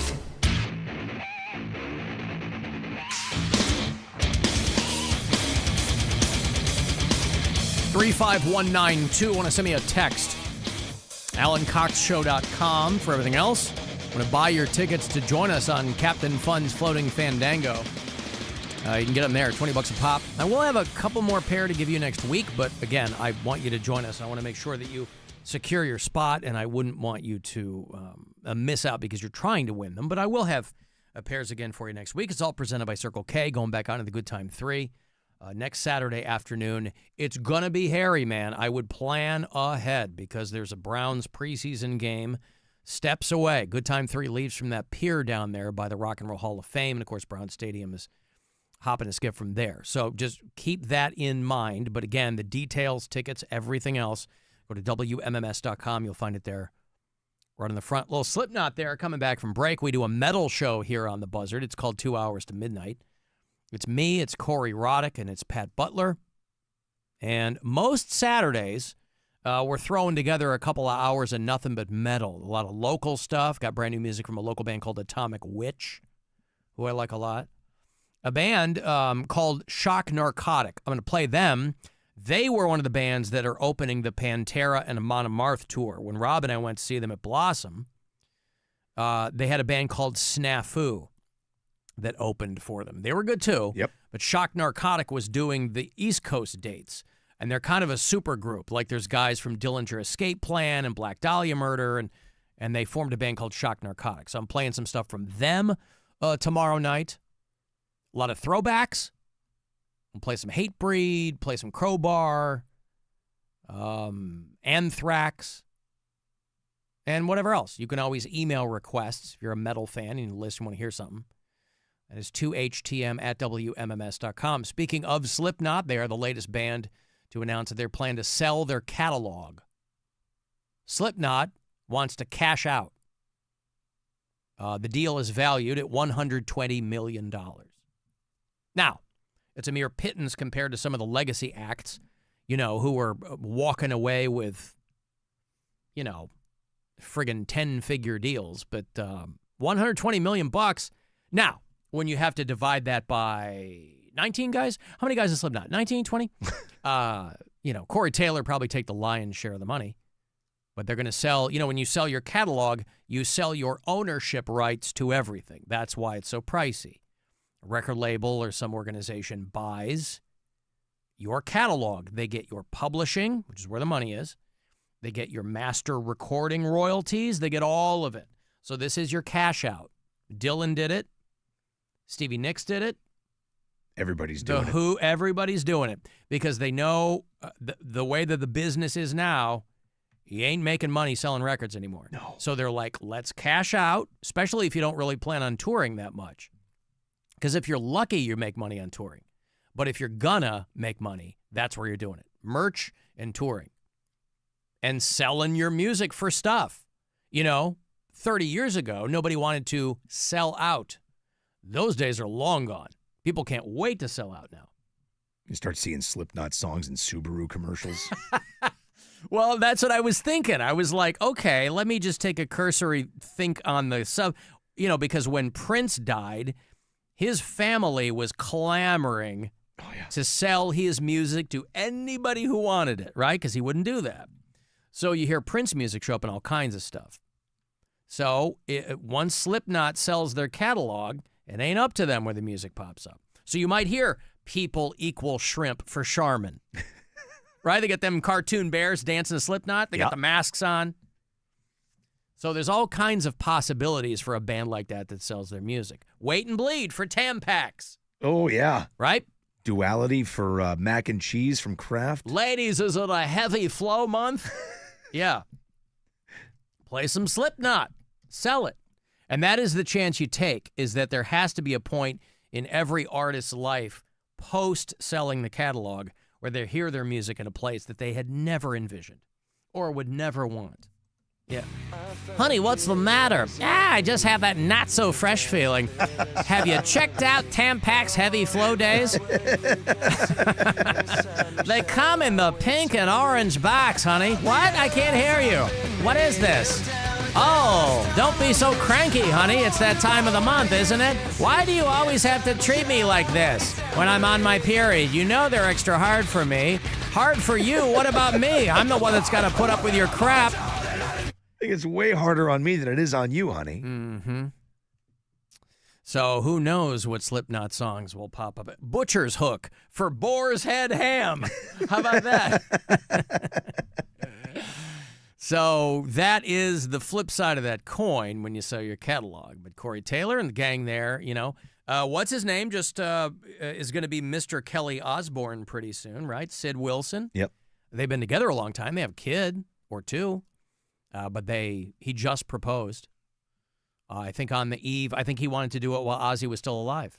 He did it backstage at the big farewell concert. So the guys in Slipknot are nearing a deal with Harbor View Equity Partners. Nothing says metal like equity group, but that's who's got the money. So the Slipknot catalog worth approximately $120 million. I saw them at Incarceration not long ago. It's their only U.S. tour show, in 2025 was at Incarceration. And it didn't occur to me till like halfway through the day. I'm like, oh, that's what. There were a lot of Slipknot fans, like people who I assume had traveled to see Slipknot. It's because like their only American date in 2025 was out in Mansfield. And so there's like kids in the Slipknot jumpsuits and they get the masks and the grown-ups and, they've been around a long time now. So their fan base really runs the gamut as far as age goes. But, and they're great. I'm like, Slipknot is never a band that I think about like, I'm not cranking Slipknot in my car, but I'm never mad when I hear them, and they're great live. I did not think it would be $120 million, though. But that's what I mean. Like when you've got these legacy acts, that, the Who, they're selling theirs for like $500 million. That's the Who. That's what I'm saying. I think $120 million is pretty respectable for a band like Slipknot. I just think it's high. I don't know that it's high though. They've been around a long time. I think they've been pretty successful. But we just spent a lot of time joking about what those songs could do, right? Yeah. So what can you actually do with Slipknot music, though? You know what I mean? Like, you're not going to be using it. Let me lay it out for you here, what they say. Billboard says that the band's music has generated about $15 million in annual revenue over the last 3 years. Okay? Publishing brought in an additional $5 million a year. So and they do, the valuations are like exponentially, right? Like 10 times the value or whatever. So they're looking at 20 times the value. Depending on how many Slipknot members are involved. And again, it's going to be Corey Taylor taking the lion's share of it. Slipknot will mark the 25th anniversary of their 1999 self-titled album next month. And they announced earlier they're dropping this massive box set, too. 59 tracks, of which 40 have never been released. Which is always funny to me. That's the band going, we didn't think these were good enough the first time, but we're going to slap them on a box and charge you $300 for it. Nobody's forcing you to buy it. But again, a lot of cross-generational Slipknot fans. So when they played Incarceration, it was a big, big deal. But I would love to hear some of their music show up in commercials. That would be great. Yeah, Slipknot for Subaru. Is there a safer car than Subaru? I don't know. Here's Slipknot to tell you all about it. See the masks. Doesn't matter who's in them. Yeah. Hi, I'm Corey Taylor for Boar's Head Ham. Hey, Alan. Rob. You were having a discussion yesterday about the songs that you think suck. What about ones that are very beloved that you think are absolutely horrible? For me, I hate Hotel California with a white-hot passion. And pretty much anything by Journey, especially Open Arms. Wow. Okay, love you, bye! I don't know, man. I will tell you, I don't hate Hotel California. That closing solo is considered to be one of the greatest in all of rock and roll, right? That Don Felder solo. Going back and forth, I think, with Joe Walsh. And I will F with some Journey, bro. Yeah, dude. I don't know what to tell you. When I got Columbia House records and tapes, I was 12 years old. And you got like 11 for a penny, right? That's how they hooked you. The very first 2 cassettes that I ever bought were Motley Crue Shout at the Devil and Journey Frontiers, man.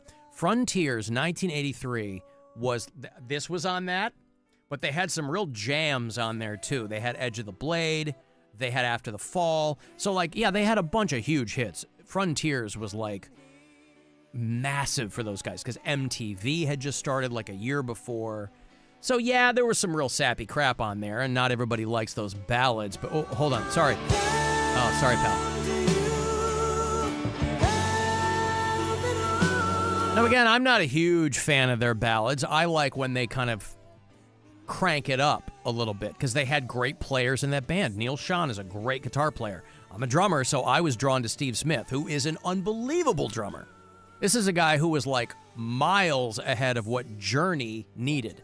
I love rock bands where the drummer could have gotten by with quarter notes, but they threw all kinds of stuff in it that didn't detract from the song, but it just sounded so good. And Steve Smith is an amazing drummer. I don't know if he's with them anymore. They got that Arnel Pineda, who now has been with Journey longer than Steve Perry was. That tiny little Filipino guy, right? Yeah. But his voice played to this music, though. You know what I mean? Like, yeah, they had some up-tempo stuff, right? But you listen to those ballads, man. Like, that'll get anybody in the feels. No, understood. I mean, Open Arms and Faithfully and all that crap. But like this one, off of the Raised On radio record, you're talking 1996 or so. I think this was the last one with Steve Perry.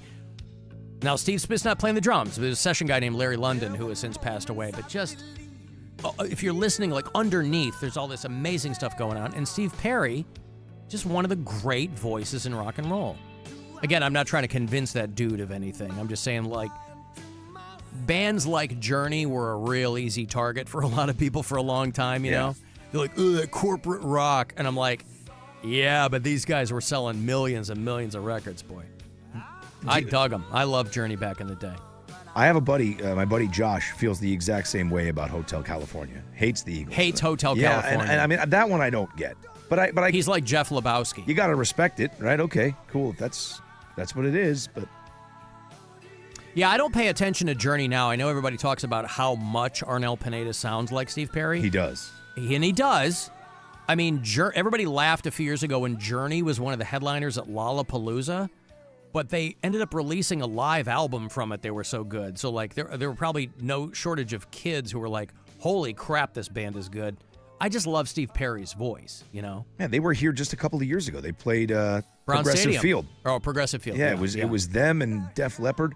Yep, and Cheap Trick, I think. Yeah, and I realized how little I cared about Def Leppard when I saw them. I was like, oh, okay. I mean, they a million hits, but it's just so like, okay, yeah, Def Leppard's out. Yeah, they're fine. I liked Def Leppard like when they were at the very beginning. You know what I mean? Like when 82, 83. I liked them back in the day when they were doing Too Late for Love and all that. I don't care much now. Boy, that really is a great question. What, like, is there a song that does that to you? A beloved song that I hate. Yeah. I'm sure there is. A song that everybody loves that I hate. I said Sweet Caroline Happy Birthday. Yeah, Jingle Bells. I don't know, a popular song that I hate. Yeah, I'm sure there is. I mean, but again, my brain always goes back to, it's usually because I've heard it too many times. Yeah. You know? Alan, what about a commercial for feminine products with Slayer's Raining Blood?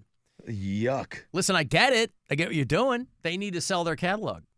There should be there should be a race for those kinds of bands. Alan, I can't stand anything from ZZ Top. I don't know who you are, but this is where we're going to part company, all right? I mean, that's a hot take right there. I'm an atheist, and I am offended by that, all right? That's heresy. What, are you kidding me? I hate anything by ZZ Top. I think What are you, a communist? It's not singing about jewelry, kids. Alan, I used to like Another Brick in the Wall, but it's on the radio so goddamn much. I'd rather listen to a recording of a toddler being mauled by a pit bull. Wow. Boy, that is... Wow. That is an aversion to that song. I mean, I don't even hate Jimmy Buffett that much. That you'd want to hear. Yeah. Somebody said Van Halen Jump. Somebody else said Purple Rain. Ugh. No way. Again, I think Jump kind of... I also think, again, I go back to... a billion times played, people right? are tired. Yeah. Panama, same thing. Yeah. But if you're also a Van Halen fan, you didn't love the songs that were all over the radio either. You know what I mean? Like, you want to go deep. Like, that's what I love about Van Halen. I want Take Your Whiskey Home. Yeah. Ice Cream Man. Alan, is Dave going to be on Captain Fun's Floating Fandango? Yes, I am! You're going to keep getting us with it. He's very excited, too. Oh, yeah!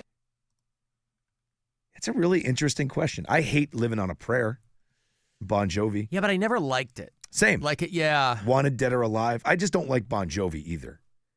So that's probably part of the problem. We've talked about this before. Tom Sawyer Rush. Alan, I hate almost everything by Ozzy. What? I hate I Want to Dance with Somebody by that crack whore. Well, she was a crack addict. I don't know that she was a crack whore. You're talking about Whitney Houston. Yeah. AC/DC is pure cringe, is what Rich says. I mean, they've done the same song kind of 100 times. I don't know if cringe. Yeah, I don't think, yeah. Take Me Home Country Road is like nails on a chalkboard to me. A lot of people hate We Built This City. That just seems like low-hanging fruit, doesn't it?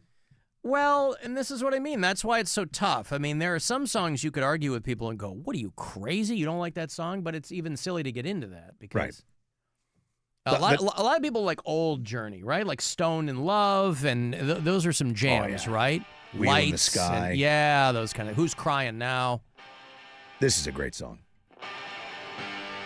Those crazy nights, I do remember. The Boys Are Back in Town. Somebody they hate. I agree. I don't love that song. You know what's funny is I was a kid and what was I watching? I don't think that it was in the special, but it was on the album of Eddie Murphy.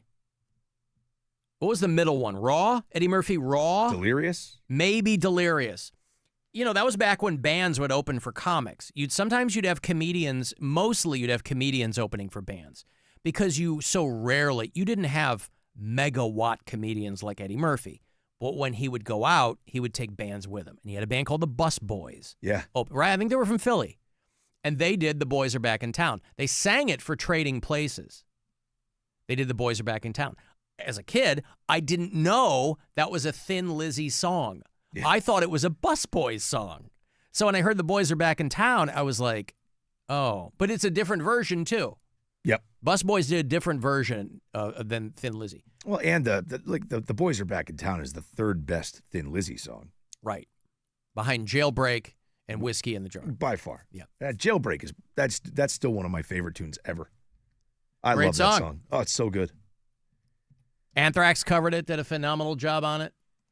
You're not going to screw up that song, right? Had the comic book cover on the This is album. such a really great question. Right. What's a beloved song that you hate? Yeah. Yeah. I don't know. I'm like I'm scrolling through my Spotify list, and I'm like, yeah. Yeah, but those are going to be songs you like. No, but like just like the shuffle stuff when it takes over and does its own DJ page. Yeah. Radiohead Creep. Alan, I love GNR, but I never liked Welcome to the Jungle. Sweet Home by Motley Crue. I was never a huge Motley Crue guy anyway. I started to sort of care a little bit around like Dr. Feelgood and stuff. Like I missed the whole beginning. Too Fast for Love and Shot of the Devil, man. I beat the hell out of Well, those. I like it all now, Yeah. but when I was a kid, it really wasn't me. Yeah. The AC/DC take is interesting. You're right. It is one long song, right? Whether it was Bon or Brian, it didn't matter. Same everything. That's an interesting take. AC/DC is an amazing case study for me in basically doing the same song, but they're different enough where you can pick them out and know what they are and love them for what they are. Yeah. Right? You can take the Jack and you can take Big Gun and you can take everything in between, and you go, that's pretty good. Yeah, you know? I like it all, Scratching but me right where I itch. It is one long song. I mean, you're not wrong. What's Going On by Four Non Blondes? I came up yesterday. That sucks. Yeah. I heard it where? I just heard it. I was, oh God, where was I? It was in a store, and it was on. I was like, hey. We were just talking about Four Non Blondes. Cheap Trick, I Want You to Want Me. I think I'd be more okay with that song if it didn't start the way it starts. I think that whole I want you to want me is what Live made me at hate Budokan. the song. Yeah. Because that's the version everybody played. Yeah. And again, not close to their best song. Alan, Stone in Love is such a good goddamn song. I got goosebumps when you ramped it. Yeah, goosebumps are good, right? When you hear the opening riffs of something. Switches ears. That's all you get. You stop right before it happens. I was about to switch to the right channel on my headphones. You drop it. I like to do some edging with people, you know. Get them right up to the thing and then. Oh, God. Nope. There it is. Those crazy nights. I got another one. A Jet. Are You Gonna Be My Girl? Yeah, I'm done with those. Really? Yep. Never, ever cared for those. I know people like them. I cannot stand them. I think Jet is really good live for a trio. They're great live. Which sounds silly, but they did our Christmas show when I was on in Chicago one year, and I brought them out, and they were way better than I thought they were going to be. What's the other one? Cold Hard Bitch. Yeah, that's the one I really don't like. Oh, you mean Backdoor Santa? That one? Cold Hard Bitch I could do without. Yeah. Any of those type of songs, like you said it yesterday, like the Buck Cherries and that sort of. I don't need that. Yeah. Dazed and Confused. I love Zeppelin, but I hate that song. Slow, plodding, and borderline nauseating, this person says.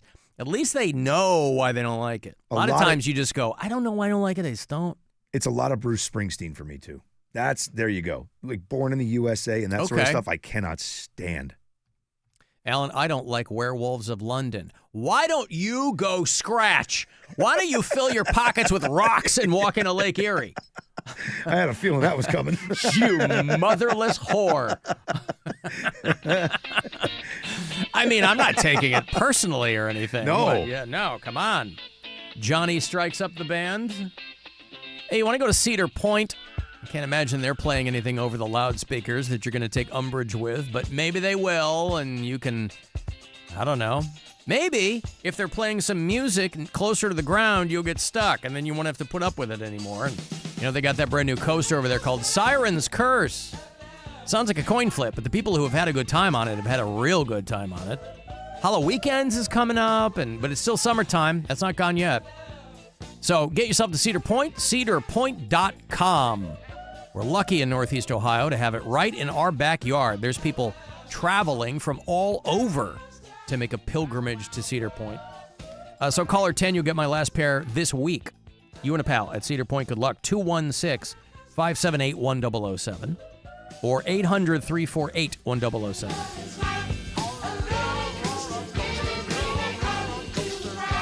It's the Alan Cox Show. Everywhere on our free iHeartRadio app. Or whatever smart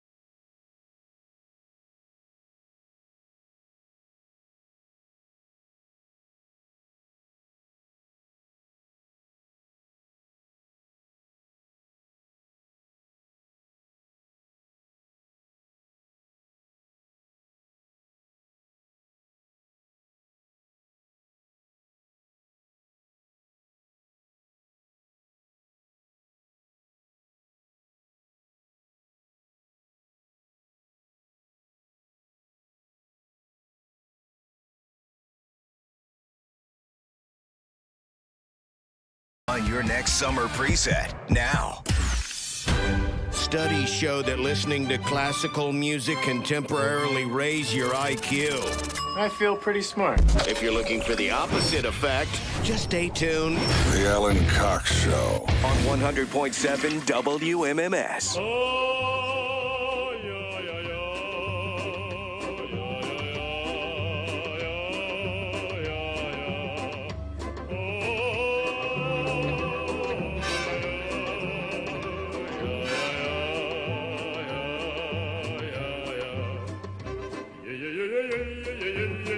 I mean, this is going to be on my list of my most beloved songs, Rob. So good. The late, great Edward Heel, the Russian guy. They called him the Trololo Man. He would just come out and... no lyrics, just mercifully.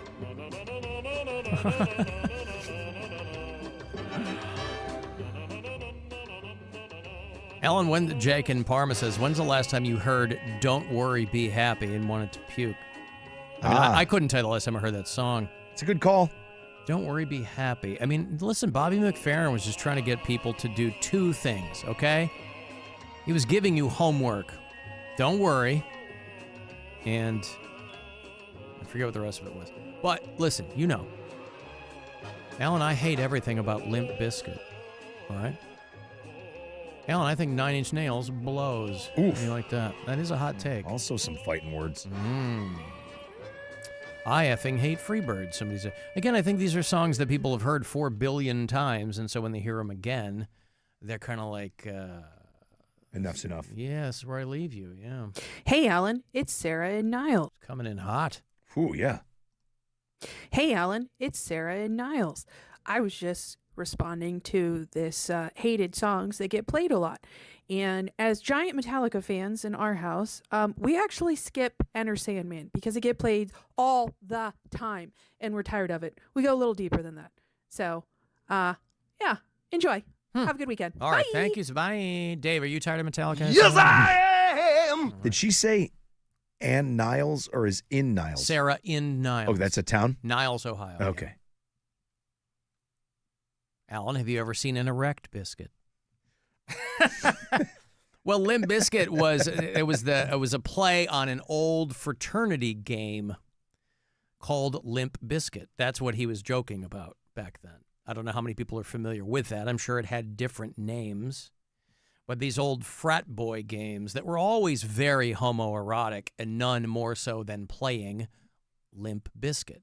And I also think that they were like old school urban legends. Like you probably never met a single person who did it. I just remember too when I was in college, there was one called the Elephant Game and there was another one called Limp Bizkit. And I was like, there's no way anyone has ever done either of these, right? As part of your hazing in a fraternity. Now, I wasn't in a fraternity. I rushed because I thought that's what you were supposed to do. And I was like, wait, you want me to pay you and walk around campus with a toilet seat around my neck to prove I have friends? Goodbye. And, you know, so it wasn't for me. But for a lot of people, Greek life is where they felt warm and cozy. Al and I freaking love Come On Eileen by Dexy's Midnight Runners. That's a hell of a Freudian slip there. Talk about a Limp Bizkit. Yeah. Talk to Text, I assume is where they're going with that. But, yeah. No, listen, there's, somebody said Tiny Bubbles. How do you hate Don Ho? His name's Ho, for God's sake. We hear from Walter Williams quite frequently, and I'm wondering if maybe he left a message. This guy sounds like he's getting last rites. I mean, I hope he's okay. We've kind of gone a little easy on him. But he called and he's like, I don't have much time left. Well, hello there, Mr. Alan Cox, Mr. Robert Anthony. This is Walter Williams, your favorite colored commentary person. I am sick and tired of being sick and tired. My health is not the greatest at this time. I want to say I have really enjoyed the commentary that you give. At the end? What happened there? Oh, no, hold on. Oh, God damn it. No, something happened here. Hold on. Oh, my God. Did this guy just check out? No. Enjoy the commentary that you give on a variety of topics, showing insight as well as intelligence. You show great stability in your career, both of you gentlemen, and I wish you continued success wherever you venture. If it's away from our heart or continuing with our heart in different capacities. I haven't been able to listen to you the last couple of days as I've been away from home, here in the hospital. So, again, I really enjoyed you, and this is Walt Williams. Have a great day, gentlemen. Keep on keeping on. I didn't realize he'd been calling us. I didn't realize he'd been calling us from the hospital, Rob. And he's talking to us in the past tense.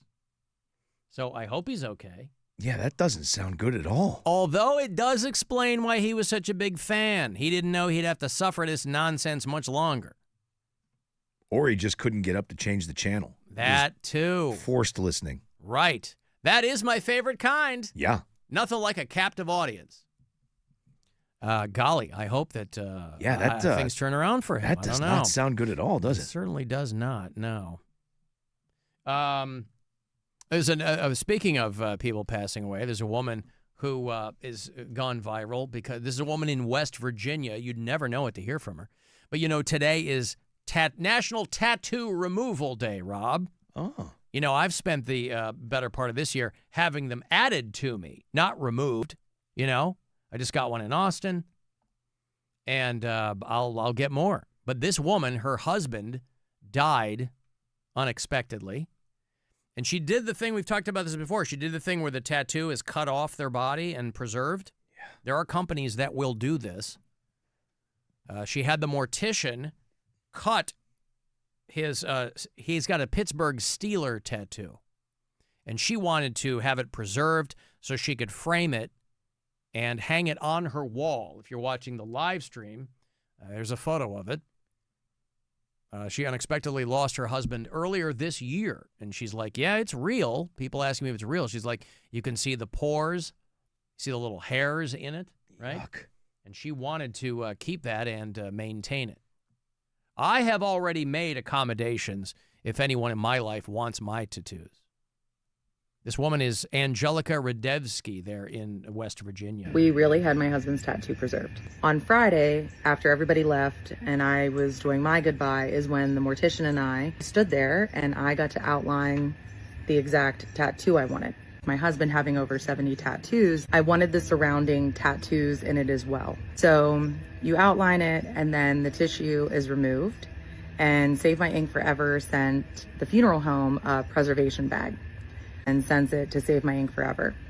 When they showed us his tattoo, it was undescribable as to what that felt. Boy, over 70 tattoos. And that's the one she chose? The Steelers tattoo. I mean, look at it. Look, go back to that thing. It's terrible. Here, let me show it to you. That's a bad tattoo. I mean, one great. The Steeler helmet on a skull. Kind of sideways. That like it looks like who? Somebody wrote Steelers with their feet. Yeah.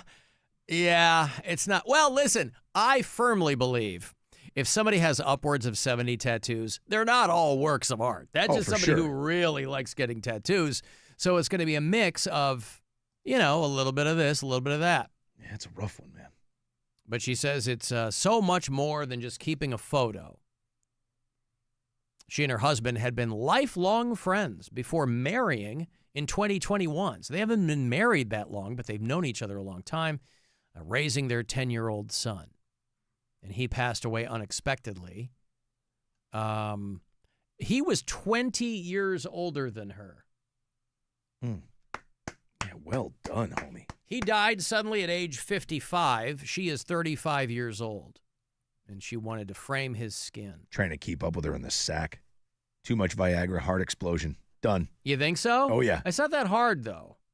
Exactly why you needed the Viagra. Sure! I mean, if you're taking care of yourself, right? Yeah, but I mean, I get, you know, not everybody's the 54 you are. No, but I'm just saying, like, if they knew each other for a long time, yeah, something led that. They've got a 10-year-old. something led them to get together. I don't know if they were FWB beforehand. I don't know. But with over 70 tattoos on his body, they chose to preserve his Pittsburgh Steelers helmet design. Of course, they're in West Virginia there. And it was his first sleeve tattoo. And their son is the one who made the call. That was the one that he most closely associated with his dad. And so they encased it in glass.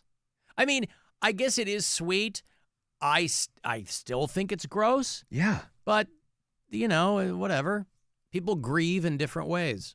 I just couldn't imagine, like, why?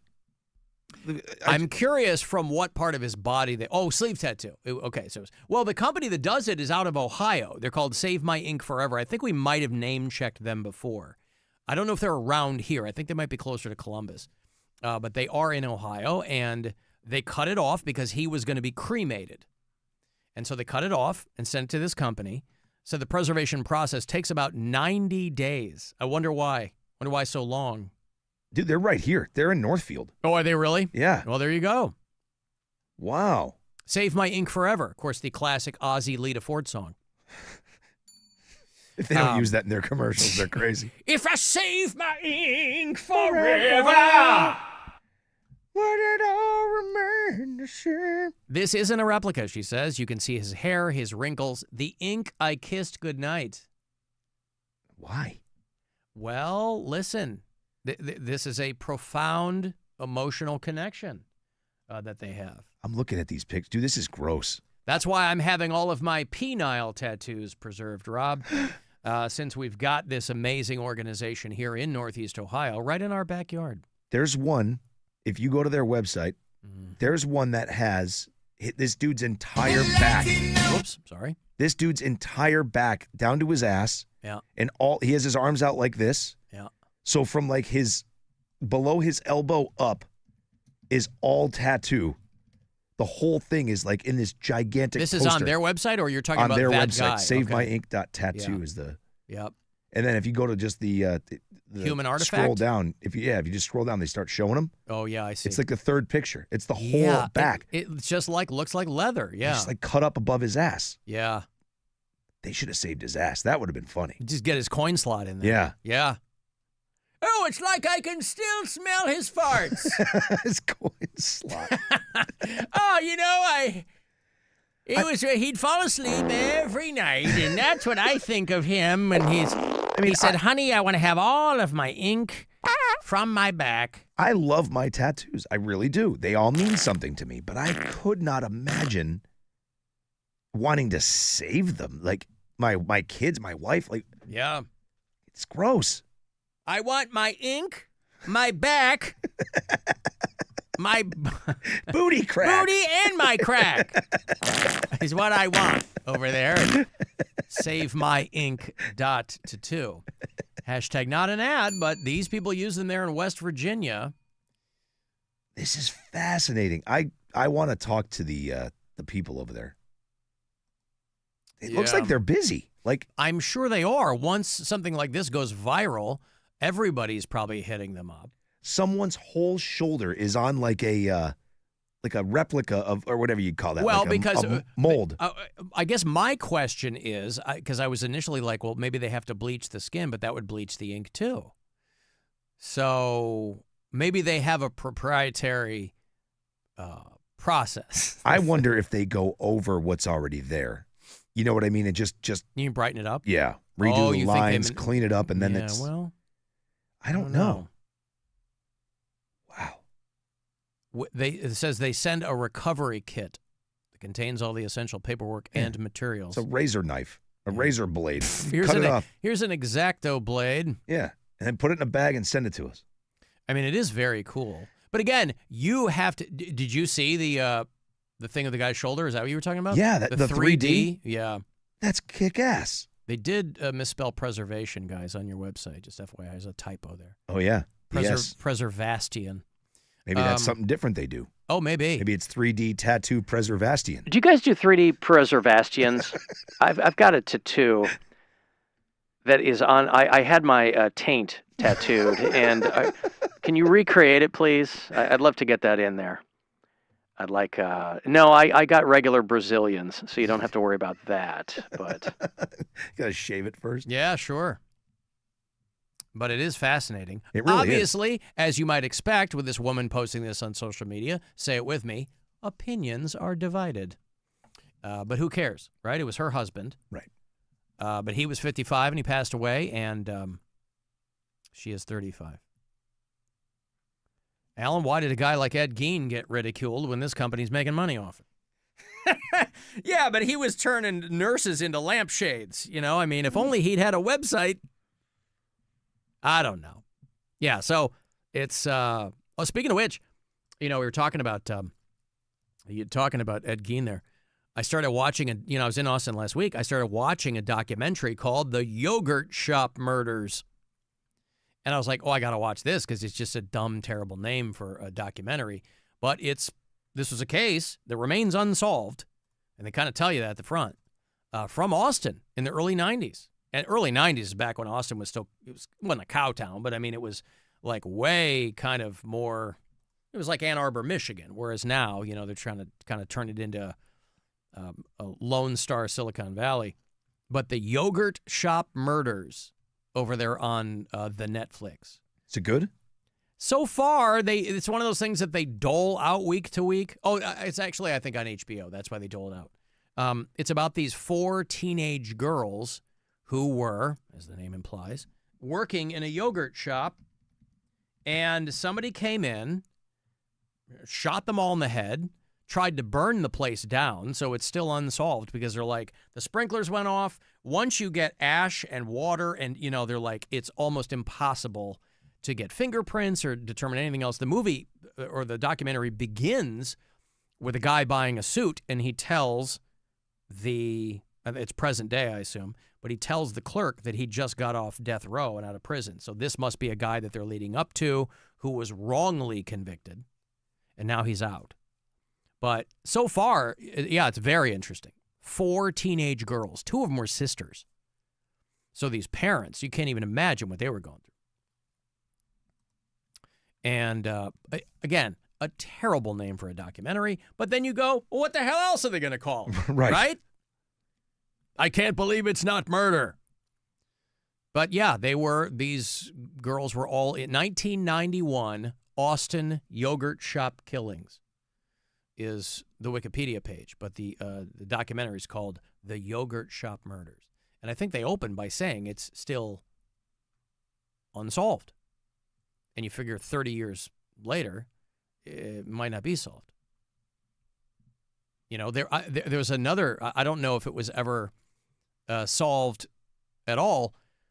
Before I came to Cleveland, I was still living in Chicago. It was still on the air there.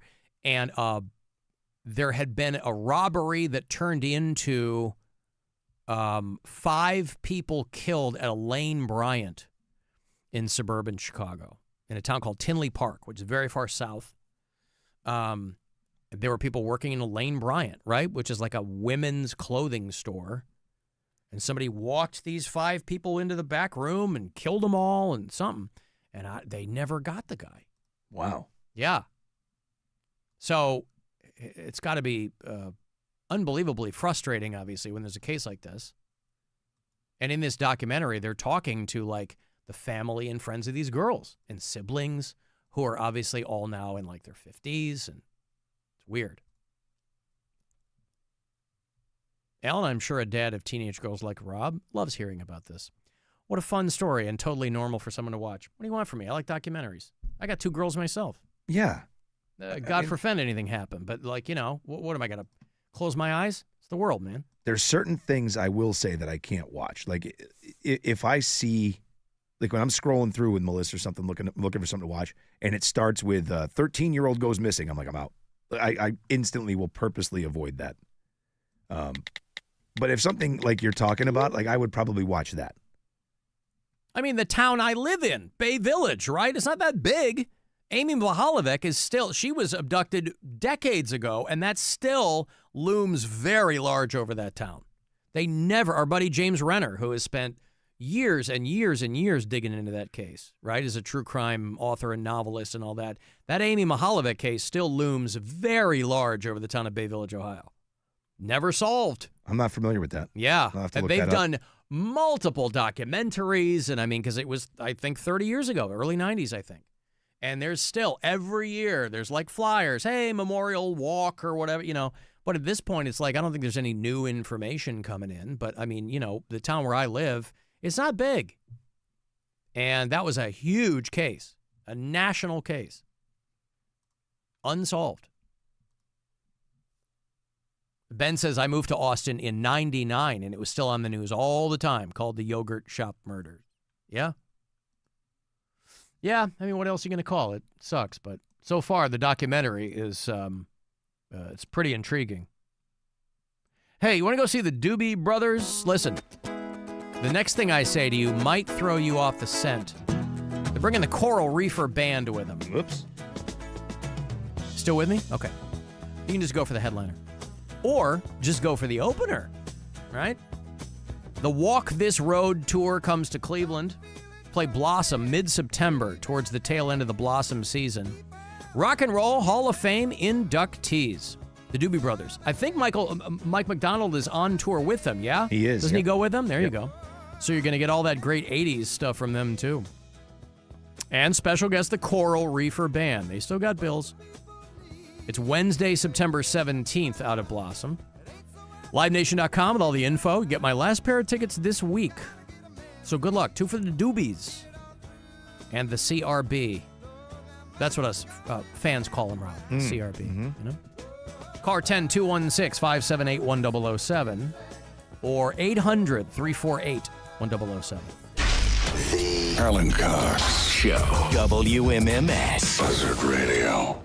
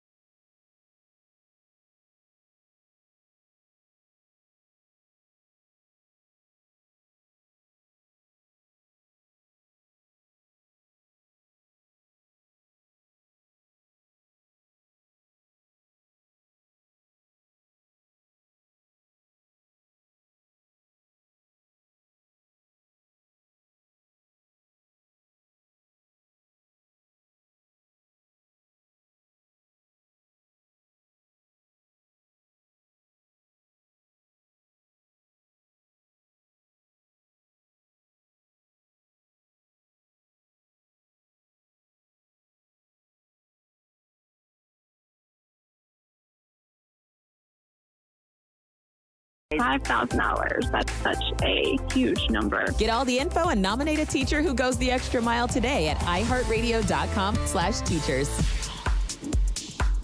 Mix and match scents to create your own unique scent combo that is as unique as you are. Mix, match, more happy with Gain. From the Avon Lake Chrysler Dodge Jeep Ram Studios, we say yes. The Buzzard. The home of the Buzzard. Buzzard. This is 100.7 WMMS. Cleveland. Call the Alan Cox Show. It's for living out radio workplace fantasies. And if I have to explain that to you, it's clear you don't deserve it. 216-578-1007 or 1-800-348-1007.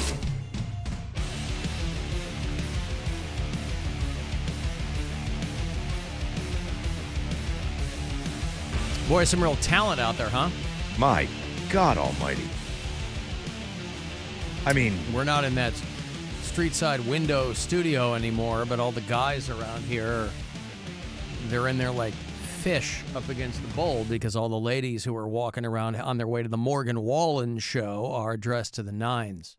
I put my noise-canceling headphones on and I walk in there so I don't have to listen to anything and just look out the window. Yeah. I'm too nice, by the way, on that Morgan Wallen tip. Our friend Leanne Summers, who does afternoons at WGAR, hits me up and she goes, hey, I'm shooting some social content. Can I come in and have you try the Morgan Wallen iced tea? And because I'm a nice guy, I go, sure. So now I'm on video, Rob, drinking Morgan Wallen iced tea. This is what I'm talking about, Good right? for you. Artists have to put, back in the day, if you're a Gen Xer or even older, and you cast your mind back to when, like, selling out was antithetical to anything having to do with your art, right? It's very generational. The business, however, has changed so much that that's not even a concept anymore. People are looking for ways to sell out. Slapping their name on any friggin' thing. Morgan Wallen iced tea. Now it says with benefits, Rob. Can you taste the racism? Or is it just... Southern sweet tea is what it's... It's like a mouthful of N-word. Iced tea with benefits. So anyway, listen, I'm a nice guy, right? Yeah. Leanne is a lovely, very, very talented colleague of ours. And I'd walk on hot coals for her. I'm so happy I was in the bathroom. Mm-hmm. That's exactly what I thought. I'm like, boy, Rob he would be mad if he was in here, and he'd be mad at me. No, I would not. No, I know. I get why you're doing it. I'm kidding. I love Leanne. I would have a hard time saying no. I would, but I would have a hard time saying no. You're like, nope, not doing that. No. Yeah. I'll go against every joke I've ever made about that kid my entire life. I understand. Understood. Alan talking about Bay Village. Don't forget about the Sam Shepard murder case. Yeah, this small town where I live, that's another one. That was the inspiration for the movie The Fugitive. Just little Bay Village, Ohio. I knew Amy that name sounded Mahalovic and familiar. Sam Shepard. Yeah. Yeah, that was the 50s, though, right? Next week on the show, I am going to have, because Labor Day is not far off, tickets for the Cleveland National Air Show. It returns Labor Day weekend at Burke Lakefront Airport, presented by Discount Drug Mart. U.S. Air Force Thunderbirds, U.S. Navy FA-18 Super Hornet. Sounds like a diagnosis. And the Red Bull Air Force. Tickets, parking, all that available only in advance. They don't sell you anything at the gate.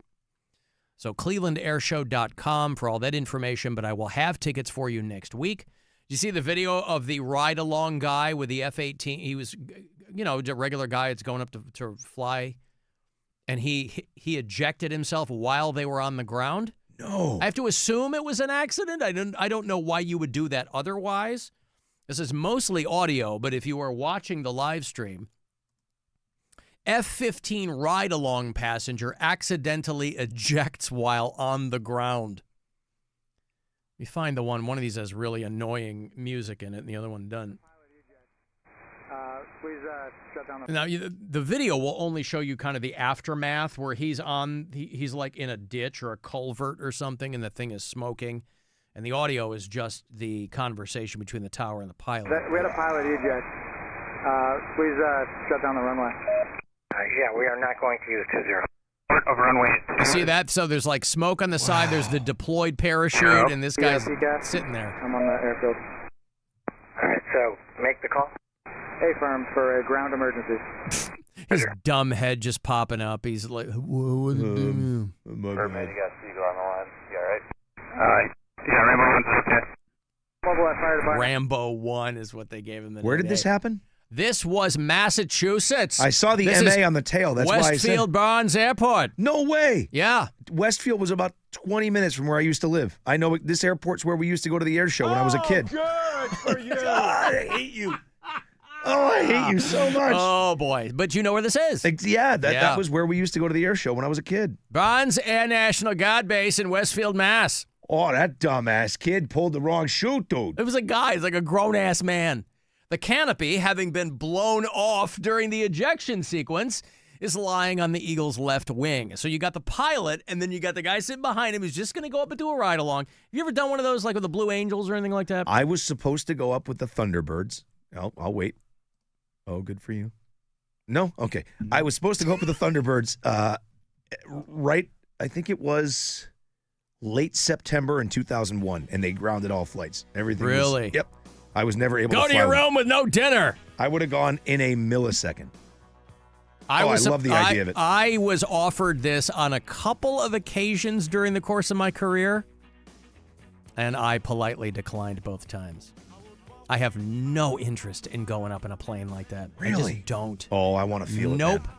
I'm like, I'm going to puke. Like, I'm not good with stuff that, like, somersaults and spins. I'm like, nope. I'm now, not either, but the person that I deferred to, like, I'm like, why didn't you ask this person, somebody else on the air staff? They had a great time. And so, you're welcome wherever they are. But no, I was not going to do that, boy. Yeah, I would have done it in a second. But, things happen. A backseat passenger accidentally ejected from the aircraft. Boy, I would think that would really jack you up. To the plane's not moving, or it's on the ground, and you time for that parachute to open. Yeah, because it's not going to blast you that high. It would have been 02, Alan, because it would have been September 01. It would have been that following summer I was supposed to go up with them. That's what it was. So then they just canceled everything for a while. They're doing it again. It's called a near zero ejection, no speed or altitude. And this guy, I don't know what the circumstances were around this. Like they were dicking around, or what does this button do? Or they were so funny. Who knows? You hear the talk. Hey, quick question, Captain. What is this button? Yeah. You got Seagull on the line. You all right? Yeah, Rambo 1's okay. Rambo 1 is okay. They got to call the fire trucks out. They're the whole thing, Out here at Westfield Barnes Airport. Yeah, dude. Nobody could confirm who the rear seat occupant was at the time. Hopefully they spirited him away to a black site. Did you guys hear what Bob did in the F-18, dude? The guy hit the wrong button, kid flew out the back. Landed in the ditch over at Barnes. What a douche. What a moron. After a 36-hour stand down, flight operations have resumed. The incident is under investigation in accordance with Air Force policy. That's wild, though. Also up there in the air, I think we did this story a while back, but the woman has finally come forward. This is the woman whose diarrhea forced, she was flying out of Indianapolis. Now, you know my thoughts, maybe you don't, on the city of Indianapolis. Any situation that gets you farther away from that city is a positive development. She is a 29-year-old actor from Atlanta, Georgia. And she spent 90 minutes locked inside the bathroom during a flight from Newark to Indianapolis. And it was her diarrhea that got the flight turned around. That I would sit in Newark forever. Her biohazard diarrhea triggered flight cancellations. And she finally took to TikTok to tell everybody what a terrible, terrible ordeal it was, not just for everyone else, but for her as well, obviously. Since I single-handedly got a flight out of Indianapolis canceled, and if that flight cancellation changed the trajectory of your life in a really negative way. Good pun. I'm so sorry. It was not without pain and suffering. Let me run you through the events of that day. So I wake up at 3 a.m. Portugal time. I'm flying from Portugal, well, from Faro Airport to Lisbon to Newark. Were people clamoring for her explanation? This is an 8-minute video. I'm not going to walk you through the whole thing, but I mean, it was, why now? This is her 15 minutes. But the flight happened July of last year. That's when we talked about it. Yeah, but I think it went viral again. I think because I saw it pop did, up really? on Instagram. Yeah. Oh, she did. So this video happened shortly after that? I'd never seen it. I think this is more recent because I think it popped up again. This isn't a year. I see. Newark to Indianapolis to hopefully make it to the premiere of a film that I'd worked By the way, if she had only had diarrhea in Newark, no one would have noticed. No one would have been the wiser. Does it smell better in here? They must have changed something. It smells better. Hey, is somebody tooting air freshener back there? Or? I wake up about 30 minutes from the Newark airport. I've been asleep a good solid 5 hours. I wake up to... That was the last solid thing that happened to her that day. Was her sleep. A disturbance. Deep within my bowels. And by disturbance, I don't mean like, oh my God, this is an emergency, land the plane in the water. I just mean like, something is brewing. Yeah. Something is happening that I am not prepared to deal with in the next 2 hours, where I have to get through the hour-long customs line, get my bag, change terminals, recheck my bag, go through security, you know the whole drill. And because of who I am as a person, I still don't have TSA pre-check because I cannot remember to schedule the appointment. So... Because of who I am as a person, I can't remember to schedule my TSA Plus because appointment. Because I am a complete dolt. Oh, boy.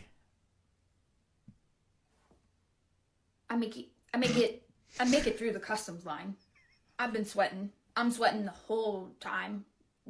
All my bags are lined with plastic just in case I have to use them. Cramping. Yep. I'm down bad. I somehow, by the grace of God, make it to my next gate.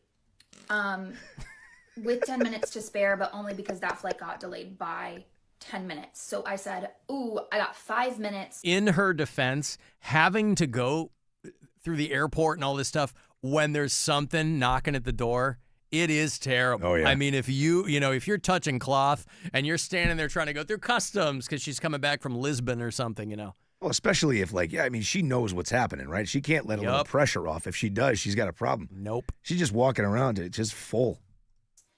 To hopefully go to the bathroom and sort this all out before I get on a plane for another 2 hours. Not time. Things are still brewing, which tells me, oh no. Well, she can really spin a yarn. Dude, if you have to Yeah. go that bad, I don't care what she's saying. You sit down, you push a little bit, it's coming. Yeah. She's lying. I get on this flight. This is why Spirit is really going out of business. They can't accommodate all these diarrhea havers. Next 30 minutes in agonizing pain. I've never felt anything like it in my life. Okay? I am just full body sweating. I'm crying. My insides are cramping. I can only imagine that is what a contraction feels like. That's what I call my color commentary there, Rob. Probably, but you get it. I unfortunately, as someone terrified to get in trouble for God knows what reason, I'm an adult. Same girl. And I can't get up the seatbelt signs on. You can see how this creates a huge problem for me. And this is finally where... Listen, I don't like to get in trouble either. That's why I'm in therapy for 30 years. But guess what? If it's knocking at the door, you get up and you go, bro. Go. Get in trouble. It's what? go time right now. You didn't think you got in trouble when they had to divert the flight? Because if you're a biohazard, you got to think ahead, sis. I decide, like, hey, actually, this is an emergency. Like, we all saw that woman that shit up the whole aisle of the Delta flight, and I'm going to be clear in your judgment. Whoops. Clearly, I've been there. I'm on your side. I am in support of you, but I couldn't let that happen to me. Anyway, I got to jump ahead here. When do we get to 8 minutes of When does she finally let it out? Which is worse, to throw up on the ground or to shit on the ground? All right. Come on, lady. Yeah. Anyway, they had to divert the flight, and she calls herself an actor because she was in a film, but her day gig is she's a nanny. Well, and to answer her question, it's way better to throw up on the ground. I know we didn't. Most of that probably just didn't get heard. She asked the question: is it better to throw up on the ground or shrimp on the ground? And the answer is to throw up on the ground. Well, she got food poisoning. That's what happened. I don't know if she ate at the Newark airport or what, but she said that she spent 90 minutes locked inside that lavatory where she had, quote, more diarrhea than any human should ever have. And she traced it back to she had a undercooked hamburger hours before. In Portugal. Well, something like that. She said, I only took a couple of bites, and I was like, oh, that's really undercooked. But so she bought a burger at a resort, I guess, that she had been staying at as a nanny for the family. Boy, good gig, right? Undercooked. I would rather I'm only 10 years into eating medium hamburgers because Really? I grew up with them like hockey pucks. So I was deathly afraid growing up of undercooked hamburgers. Now, my dad took it to the extreme, right? My dad wasn't amazing at the grill. Once I started having medium hamburgers, I was like, this is amazing. But I won't get any less than that. Some people want that thing to moo. I'm like, nope. I mean, I'm fine with like medium well. Yeah, hamburgers I'll usually do medium. But like a steak, I could eat a steak medium rare. You couldn't do that? I have. No. No? I won't order medium rare. No. Nope. Because a lot of places, a lot of restaurants, they don't nail it. Yeah. Usually they'll err on the side of overcooking. Yeah, of course. So if you order medium, it's not going to be, but I don't want to get someplace that's undercooking. Well, I mean, again, I'll only order that at a place that I know. Like if I'm at a steakhouse, then I'll get a medium rare steak. But if it's like a bright pink hamburger when you cut into it, I'm like, no, thanks. Anyway, so the vomiting and listen, if you've ever had food poisoning, it is a life draining situation, right? It sucks. Yeah, it's terrible. You've been poisoned by the very thing that was supposed to keep you alive. Right. It runs counter to everything you know as a human being. Want to go see the Black Keys? They are playing Blossom with Gary Clark Jr., who is just phenomenal. I think he headlined Jacobs Pavilion last year, Gary Clark Jr. But he's opening the No Rain, No Flowers tour. It brings the Black Keys back for a show in their home state. It is next Friday night, the 22nd. I was just talking to somebody who has tickets for Captain Fun's Floating Fandango, and they're going to see the Black Keys at Blossom the night before. So they got a full weekend. That's right. Now, you will be the last person to win tickets from me this week, but one person's going to get the Black Keys backstage experience. So that could be you. We'll draw randomly from the 5 people who won from me this week. That's a lot of exclusive merch and autographs and things like that. So go to WMMS.com for the full details on that. LiveNation.com will have the tickets for the show if you strike out here. But again, you'll get my last 2 tickets this week. 2 for the Black Keys and Gary Clark Jr., caller 10. It's next Friday night at Blossom. 216-578-1007 or 800-348-1007. It's the Alan Cox Show. Everywhere on our free iHeartRadio app or whatever smart device you have. Just tell me to play the Alan Cox Show on iHeartRadio. Our iHeartRadio Music Festival, presented by Capital One, is coming back to Las Vegas. T-Mobile Arena, September 19th.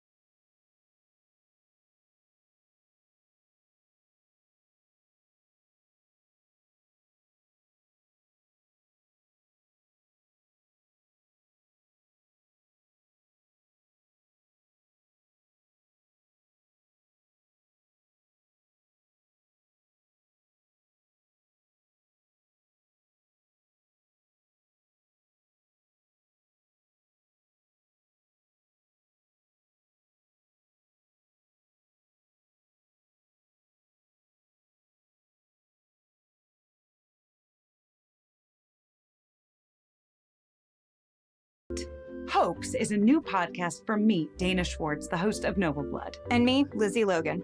Every episode will explore one of the most audacious and ambitious tricks in history. Open your free iHeartRadio app, search Hoax, and listen now. If he sounds super excited to see you, hey, what's up? Remember, he is a paid performer. As a broadcaster, he's real good. Alan Cox on 100.7 WMMS.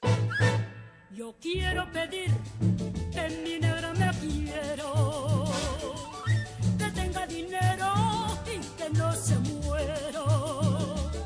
Ay, te quiero pedir, manera muy gorda, como tú, que tenga dinero. Hey, by the way, congratulations to William Beament out in Litchfield. Got those Doobie Brothers tickets. They are doing September 17th out at Blossom with a Coral Reefer Band. Adam in Pittsburgh, by the way, one of our bureau chiefs.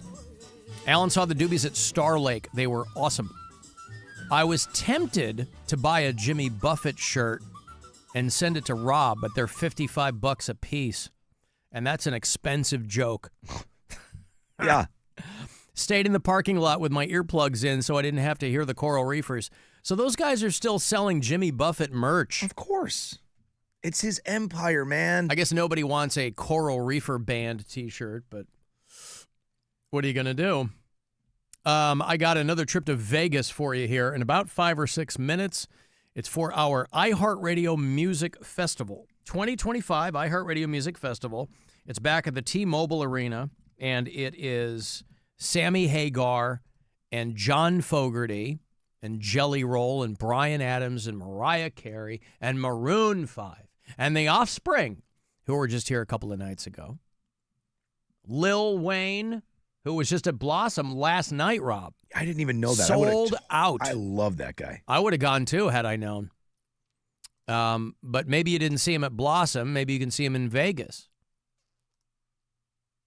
And that is the 19th and 20th of next month there at the T-Mobile Arena. And we got plenty of trips. So it's you and a friend. We pay for the whole thing. Throw you $1,000 to boot. So that keyword here is a couple minutes away. Hey, Stripper Scott. Hi, Alan. What's up, man? How are you? Oh, I'm bad. You know. Do tell. Sugarcoat. Yeah, do tell. Sorry if I sound extra hoarse. I've been up for about 30 hours. You've been up for 30 hours or 3 hours? No, 30. 30 hours. How come? I usually get up around noon, go in at 3, and, get out around 3:30 a lot lately in the morning. But since we're, a lot of people are off Fridays now, that's my day when I got to go do, things that like business and banks and lawyers. Yeah, like regular life stuff, yeah. Yeah. So, the option is, it's when I would be going to bed, just wait a couple more hours till they open up, go do that, and then ended up, taking all day. And then literally just walked out of the bank meeting, and I'm like, I'll crash when I get home and figure it out tomorrow. It just and you still found time for us, Scott. Yeah, because I'll be honest, when I was getting in the car to come here, something you were talking about that made me want to call and talk. I don't remember what it was because I am so tired. But, it was probably the pirate booty weekend at the brothel in Nevada. Oh, I didn't hear that part. That sounds like a good time. All right, yeah, of course. Unfortunately, I can't go to Nevada or anywhere. I just found out. Apparently, you need a different kind of license to travel now. I know it's probably behind the times. I don't really get updates with stuff. Oh, so you're saying ID? You didn't get the real ID with the star on it?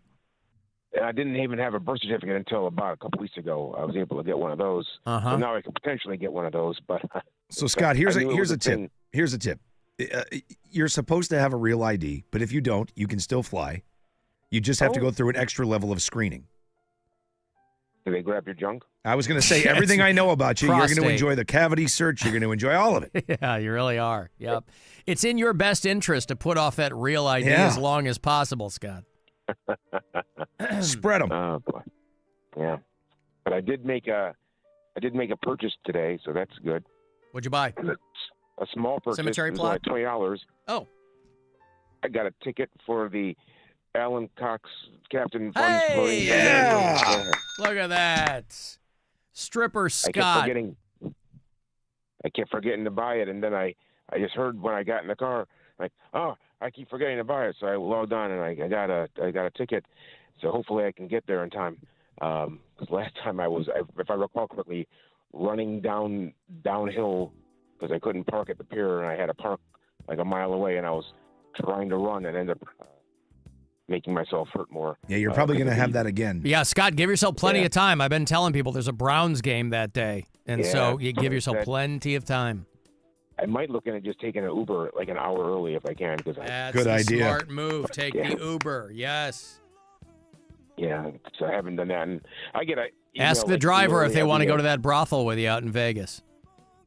Which one was it? I got to look. Was it the Bunny Ranch you said? No, it's Sherry's Ranch.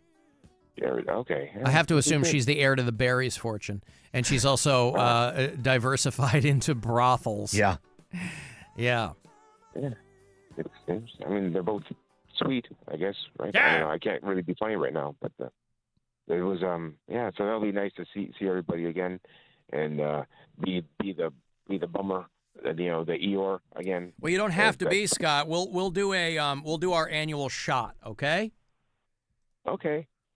So if you've been waiting for a reason to buy your ticket, you just found out Scott bought his, you can be on the boat with Stripper Scott as well.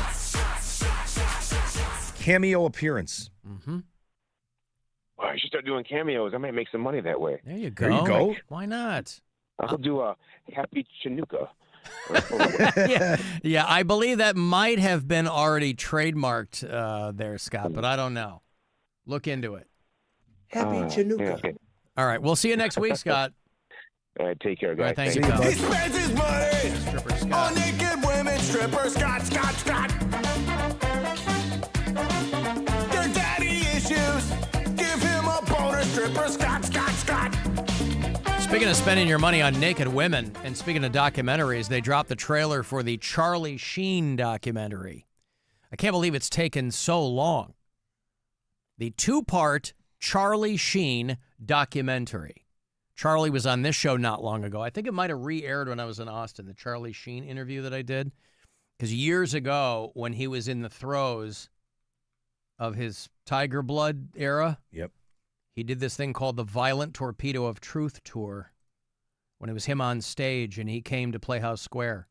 This would have been 2010 or 11. And we went. It was a mess. The last time that I saw you, and I don't know if it's the last time you were in Cleveland, is a decade past when the Violent Torpedo of Truth Tour came through. Do you take Venmo? Because I can right now give you a refund. I can send you a refund right now. Mm-hmm. I said, I don't want my money back. They asked me to host, and I was all excited to do it.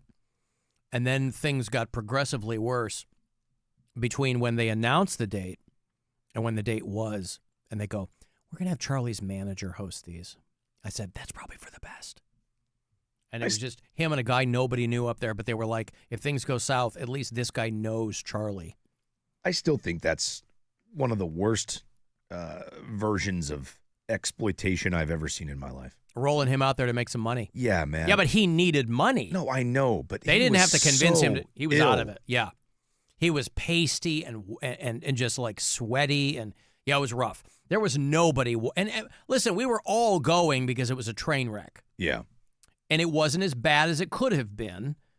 And I don't think anybody walked out of there going, that was great. No. We played the Charlie Sheen game years ago. Charlie. Bring it.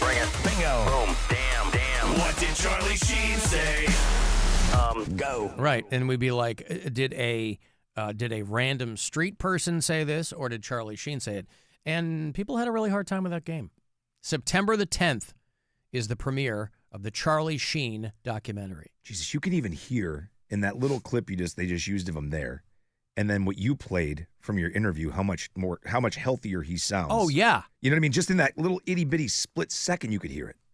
Because when I had him on, and I think he was appreciative, I didn't want to spend 15 minutes with him talking about Tiger Blood. Yeah. You know? Yeah, because it's over, man.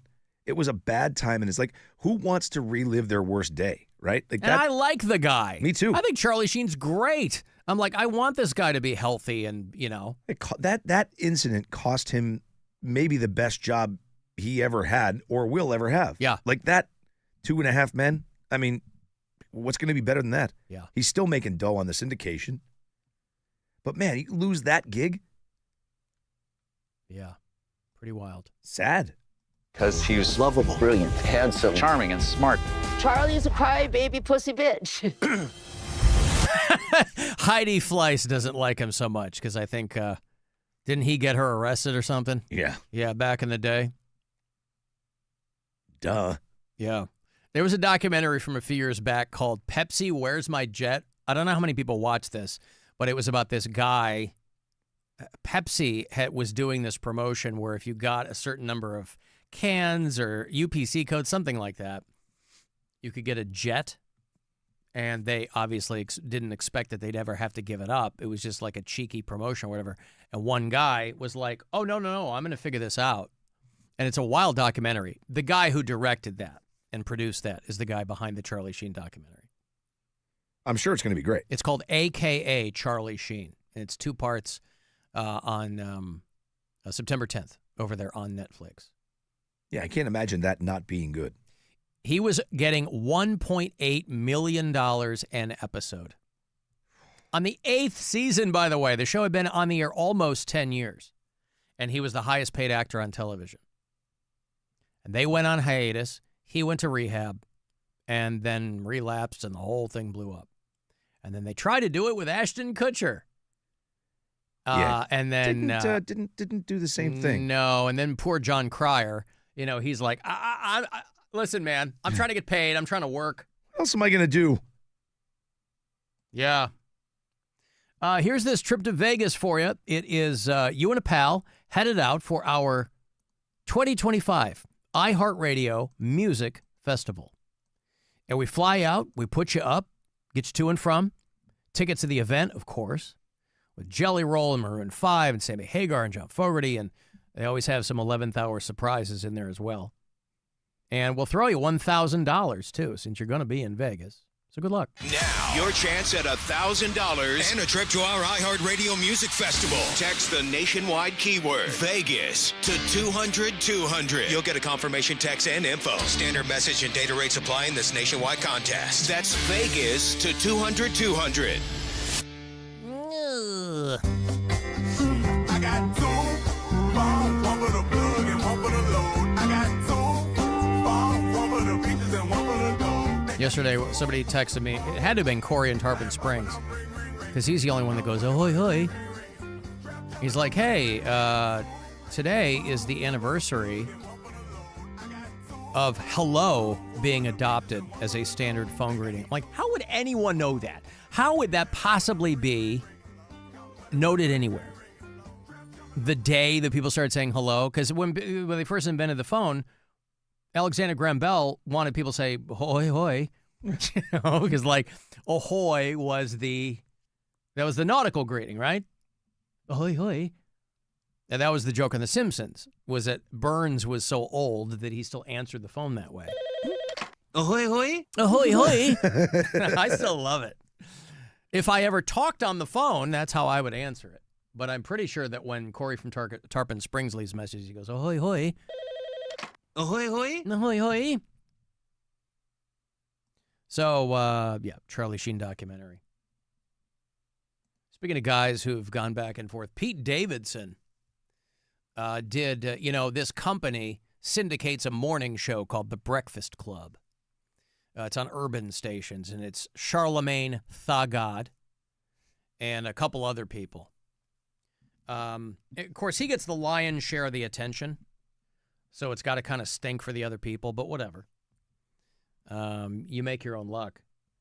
But Pete Davidson was on the show, and he was talking about how it was really destructive for his personal life to get tagged with the big D energy.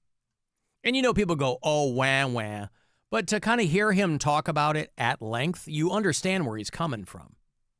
He's like, if I were a woman, they wouldn't have been doing this. So he is right to point out the double standard. Again, if you are a guy, there's going to be a certain degree of wah. I mean, who wouldn't want to be tagged with that? And I don't know if he ever confirmed or denied it.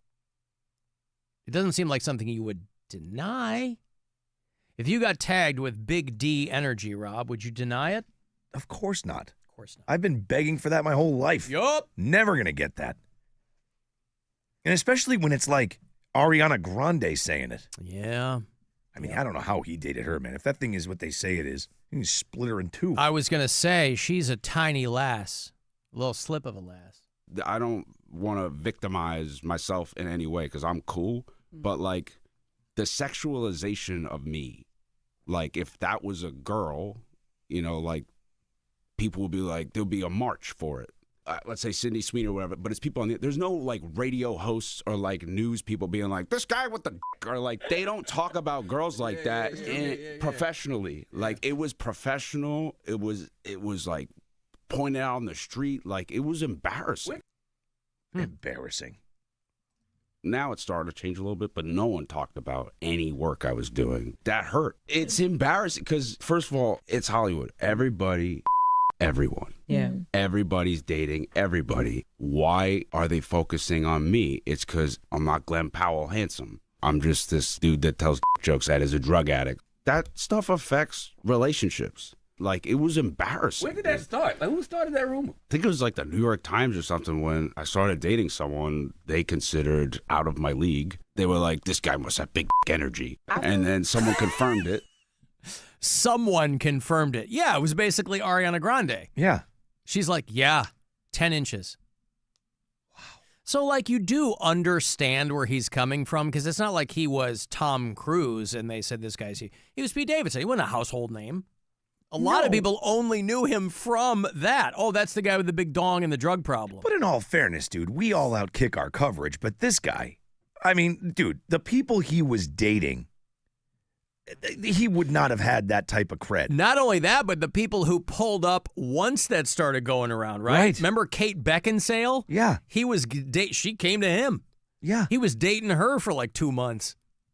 I could use a Ariana Jolly Grande. Roger. Yeah, I mean, the first person I remember him dating was Larry David's daughter. Yep. They had been together for a while, and then he kind of blew up. The big D energy. And I don't know. I don't quite understand what he's talking about with the if the sexualization was the other way. Sydney Sweeney is sexualized constantly. Every single woman in Hollywood is. But not. He's talking about professionally. You see on social media, people, I mean, what was the last thing that people freaked out about Sydney Sweeney about? It wasn't for her breasts. It was because there were like these right-wing dopes or like the jeans ad, or I should say left-wing dopes. It wasn't even right-wing dopes. It was left-wing dopes. They were like, the jeans ad is Nazi propaganda. It's like, this is why people hate us, progressives. What are you talking about? But I think he means like professionally, like it's being written in the New York Times.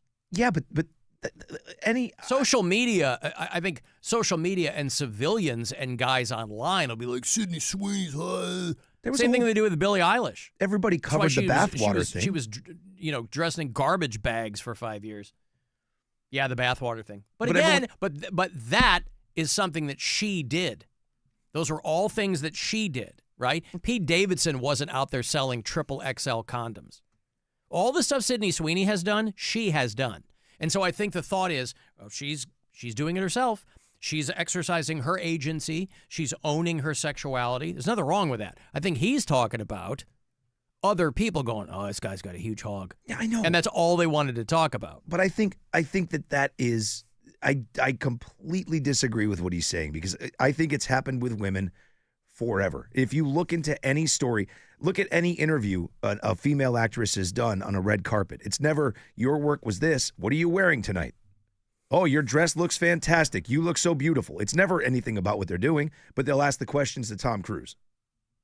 Rob, all I know is if everyone was ignoring the fine, fine work that I do here on a daily, nay, hourly basis, and only wanted to talk about my hammer, I wouldn't care for that either. I encourage it. It's never happened in my life. I want someone to be like, hey, That guy right there? Yeah. Humongous penis. Yeah. Be awesome. I have like a name tag. Ask me about my huge penis. Tattooed on my forehead. Yeah. If you ever get so low that you don't know which way to go, come on and take a walk in my shoes. Never worry about a thing, got the world on a string, 'cause I've got the cure for all of my blues. I take a look at my enormous penis, and my troubles start melting away. No, Pete Davidson's a good singer, too. I never know what to look at him. And the happy times are coming to stay. I got to take a break. You want to send a text, 35192. Everybody's talking about my penis, how big it is. Yeah. AlanCoxShow.com. I want to watch the show. Find our YouTube channel. The Alan Cox Show. On 100.7 WMMS. Rover's Morning Glory. Because of all the dildo tossing lately, we've started the WNDA, Women's National Dildo Association. Doogie versus Crystal, throwing dildos through a basketball hoop here. How many can they make in 60 seconds? Doogie so far has 2 points. 3! Oh, no. 3. 5 seconds left. 4. No. 3. At the buzzer! Rover's Morning Glory. Weekdays on 100.7 WMMS and 24/7 on our free iHeartRadio app. The Buzzard Weekend is sponsored by Dollar Bank. Let's get you there. When your roof is a must, the name you can trust is AbsoluteRoofing.com. Hey, it's Crystal here for Hyundai of Bedford. If you're like me and maybe you need a little help getting approved, they've got your back. Their special team knows that just because your credit score might not be great, that doesn't mean you don't have buying power. They're going to take the time to get you into your beautiful new Hyundai with great styling and amazing tech, like the sporty Elantra. And every new Hyundai comes with owner assurance and America's best warranty, a 10-year, 100,000-mile powertrain coverage. Get to Hyundai of Bedford for the Hyundai Getaway Sales Event now through September 2nd. HyundaiofBedford.com.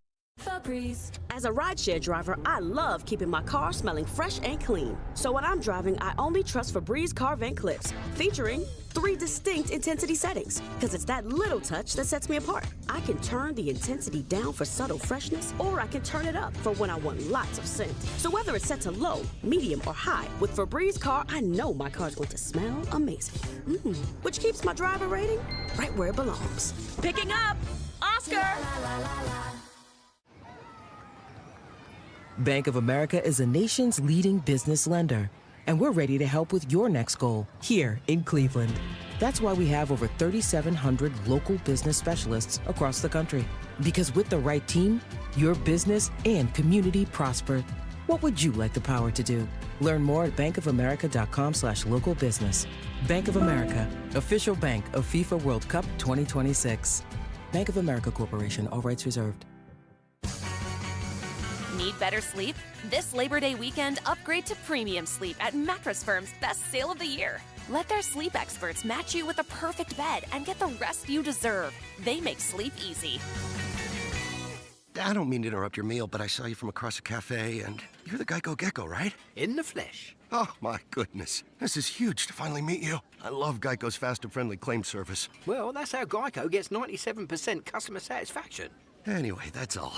Enjoy the rest of your food. No worries. So are you just gonna watch me eat? Oh, sorry. Just a little starstruck. I'll be on my way. If you're gonna stick around, just pull up a chair. You're the best. Get more than just savings. Get more with Geico. Finding great candidates to hire can be like, well, trying to find a needle in a haystack. Sure, you can post your job to some job board, but then all you can do is hope the right person comes along, which is why you should try ZipRecruiter for free at ZipRecruiter.com/radio. ZipRecruiter doesn't depend on candidates finding you. It finds them for you. Its powerful technology identifies people with the right experience and actively invites them to apply to your job. You get qualified candidates fast. So while other companies might deliver a lot of hay, ZipRecruiter finds you what you're looking for. The needle in the haystack. See why 4 out of 5 employers who post a job on ZipRecruiter get a quality candidate within the first day. ZipRecruiter, the smartest way to hire. And right now, you can try ZipRecruiter for free. That's right, free at ZipRecruiter.com/radio. That's ZipRecruiter.com/radio. ZipRecruiter.com/radio. Hey, it's Alan. Come join us on the Good Time 3 for Captain Fun's Floating Fandango. Saturday, August 23rd. It's all presented by Circle K. A great time with MMS's own Taint Smasher and Circle K Inner Circle prizes. Get on board by checking out the show or win online at WMMS.com. Captain Fun's Floating Fandango is back, all presented by Circle K. Saturday, August 23rd, and don't forget to join Circle K's Inner Circle with discounted fuel, free drinks, and more. All the info at WMMS.com. Do Crohn's disease or ulcerative colitis symptoms keep coming back? Tremfya, guselkumab, may help, with rapid remission achieved at 12 weeks and lasting clinical remission at 1 year. Some even saw visible improvement of their intestinal lining at 12 weeks and 1 year. Tremfya is a prescription medicine used to treat adults with moderately to severely active Crohn's disease and adults with moderately to severely active ulcerative colitis. Serious allergic reactions and increased risk of infections and liver problems may occur. Before treatment, your doctor should check you for infections and tuberculosis. Tell your doctor if you have an infection, flu-like symptoms, or if you need a vaccine. Healing is possible with Tremfya. Approximately 3 out of 10 patients were in endoscopic remission at 1 year, based on areas visualized on colonoscopy, which may not represent the deeper bowel layer or entire GI tract. Individual results may vary. Ask your doctor about Tremfya today. Call 1-800-526-7736 to learn more or visit tremfyaradio.com. An app for pics, an app for playlists, even the app for scrolling endlessly at 2 a.m. But only one app puts the live radio dial in your pocket, the free iHeartRadio app. Get what millions already have. iHeartRadio! The #1 app for radio. Shinedown. Dance Kid Dance Tour. Live in Cleveland. Rocket Arena, August 19th. With special guests, Bush and Morgan Wade. Get tickets now at rocketarena.com. Shinedown, live in concert. For more, visit shinedown.com. You know that Big Bargain detergent jug is 80% water, right? It doesn't clean as well. 80% water? I thought I was getting a better deal because it's so big. If you want a better clean, Tide Pods are only 12% water. The rest is pure, concentrated cleaning ingredients. Oh, let me make an announcement. Attention shoppers, if you want a real deal, try Tide Pods. Stop paying for watered-down detergents. Pay for clean. If it's gotta be clean, it's gotta be Tide Pods. Water content based on the leading bargain liquid detergent. Actual price will depend on product and subscription plan. Featured products are compounded drug products, which the FDA does not approve or verify for safety, effectiveness, or quality. Prescription products require an online consultation with a healthcare provider who will determine if appropriate. See website for details, restrictions, and important safety information. Want a boost in and out of the bedroom? Hims has you covered. Introducing a new 2-in-1 approach to level up your game. Tadalafil for better bedroom performance and zinc for testosterone support. Put it all together and you've got what you need to turn things all the way up. Getting started is simple. Just go to hims.com/joy to start your free online visit. Through Hims, you can access ED treatments including pills, chews, and more. 100% online. No office visits, no pharmacy lines. Just fill out a simple intake form and a licensed medical provider will determine if treatment's right for you. If prescribed, it ships free and discreetly to your door. Find affordable treatment options at up to 95% less than brand names at hims.com/joy. That's hims.com/joy, HIMS.com/JOY. Traffic. From the Elk and Elk Traffic Center, if your Social Security benefits were denied, call Elk and Elk at 1-800-ELK-OHIO. Gridlock in downtown Cleveland for fans coming to the Guardians game as well as the concert at Huntington Bank Field. 77 North, East 30th to the Inner Belt, inbound East Shoreway from MLK all the way to East 9th Street as well as to Carnegie. Route 2 West Shoreway eastbound between West 25th Street and the Inner Belt, westbound between I-90 and West 28th Street. Jackie Roberts in the Total Traffic Center. This report is sponsored by Akron-Canton Regional Airport. Starting this September, flying nonstop from CAK to Daytona Beach, Jacksonville, and Palm Beach aboard Breeze Airways. Enjoy short lines, on-site parking, and easy travel from CAK. From the Avon Lake Chrysler Dodge Jeep Ram Studios, we say yes. The buzzer. The home of the buzzer. Buzzer. This is 100.7 WMMS. Cleveland. Call the Alan Cox Show. And this is when the Antichrist is going to reveal himself. He lives among the beasts and eats grass. 216-578-1007 or 1-800-348-1007. I love girls. They're all over this world.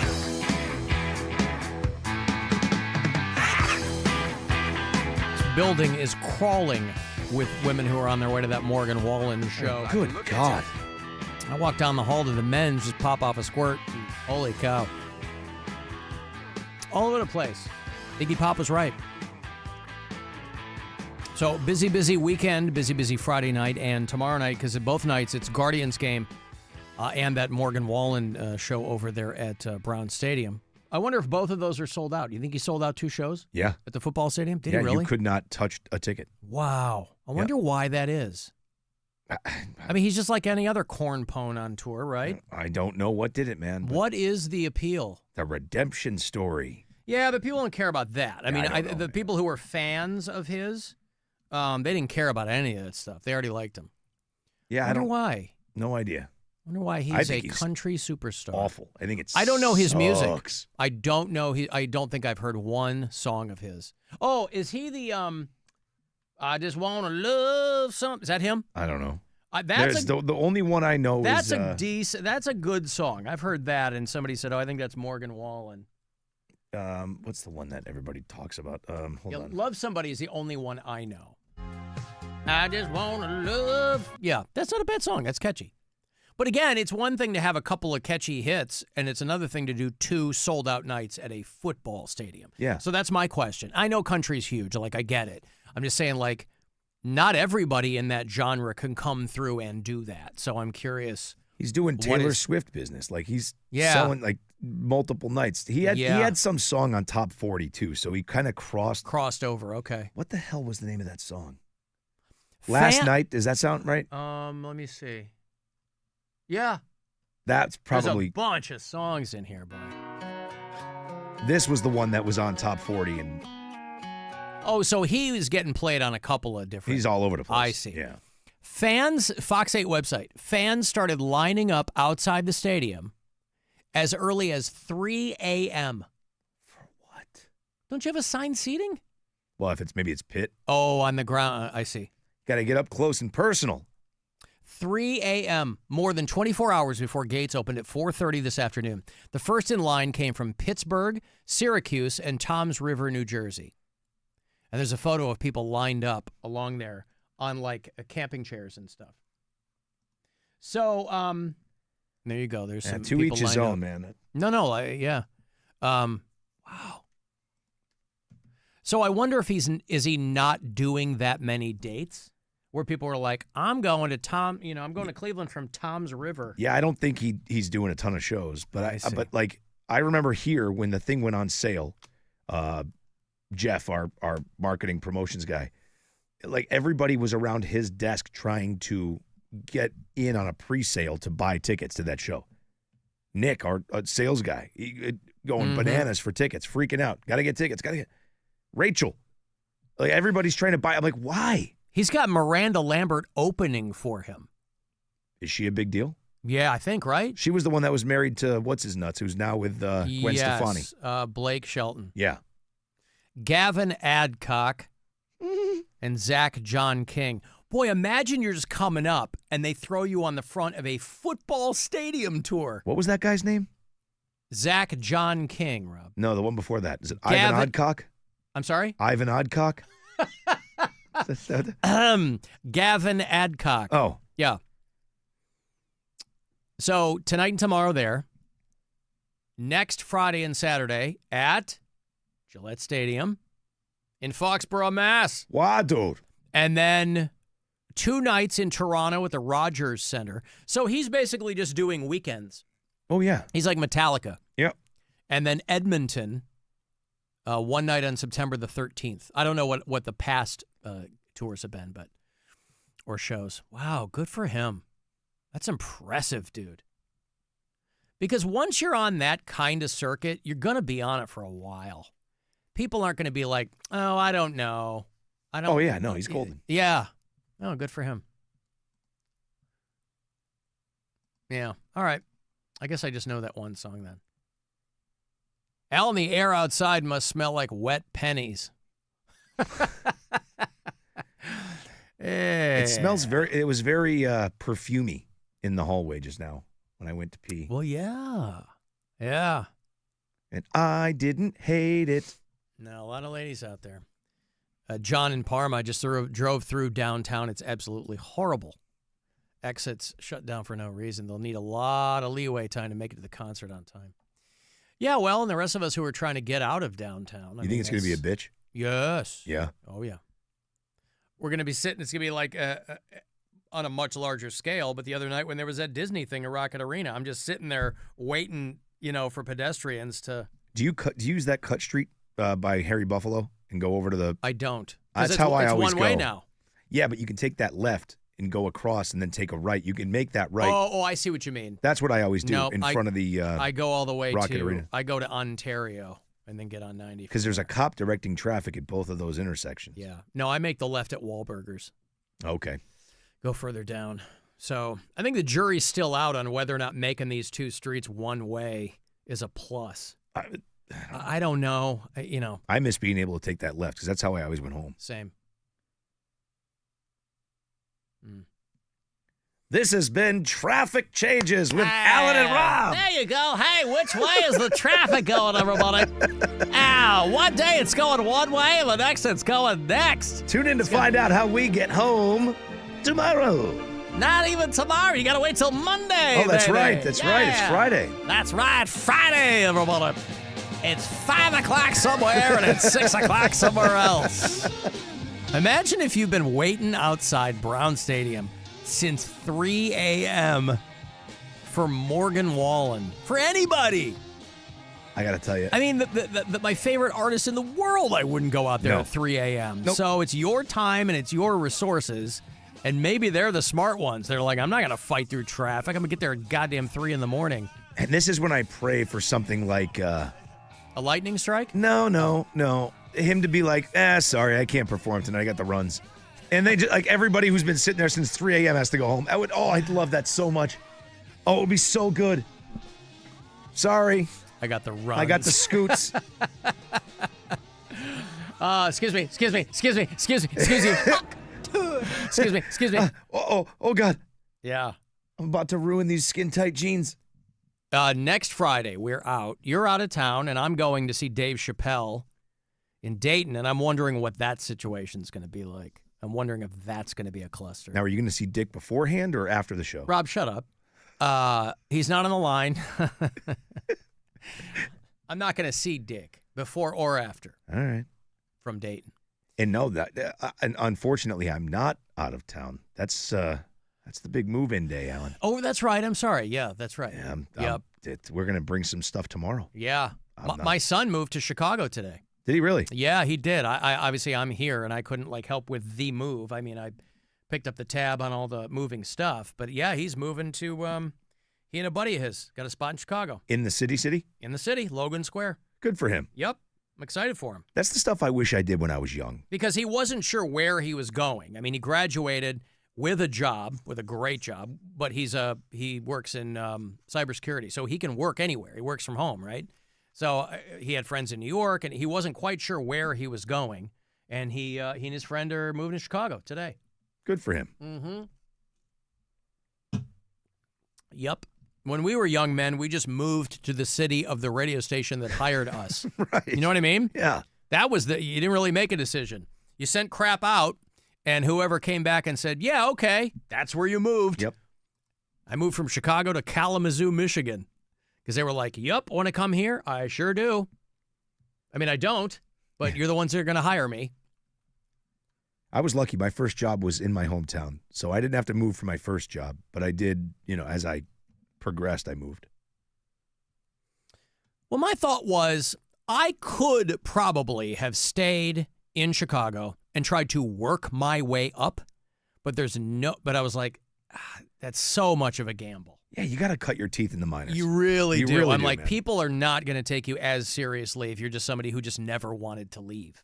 So I'm like, well, of course I don't want to leave, but you don't get started in Market 3 either. So some people did.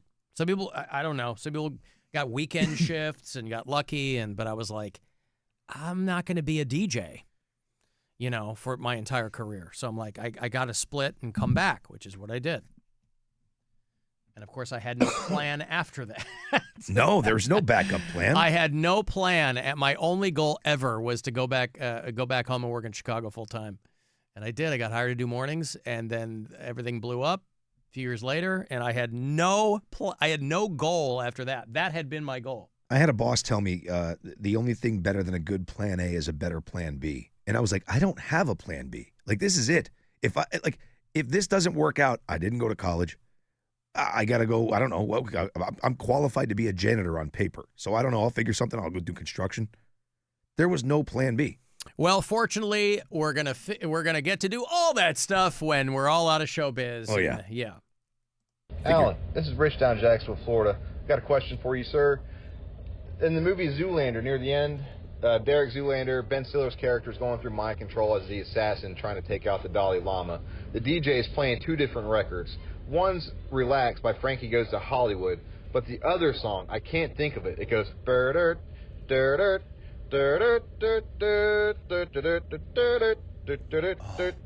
Can you help me out, sir? Hate show, buddy. Can you help me out? Yeah, it's a Herbie Hancock Rocket. Yeah. Remember the video with the torso-less robot? Yep. I mean, that was early in the days of MTV, too, because it was an instrumental, and they were still running the Herbie Hancock Rocket video. 1983. A lot of DJ scratch in there. And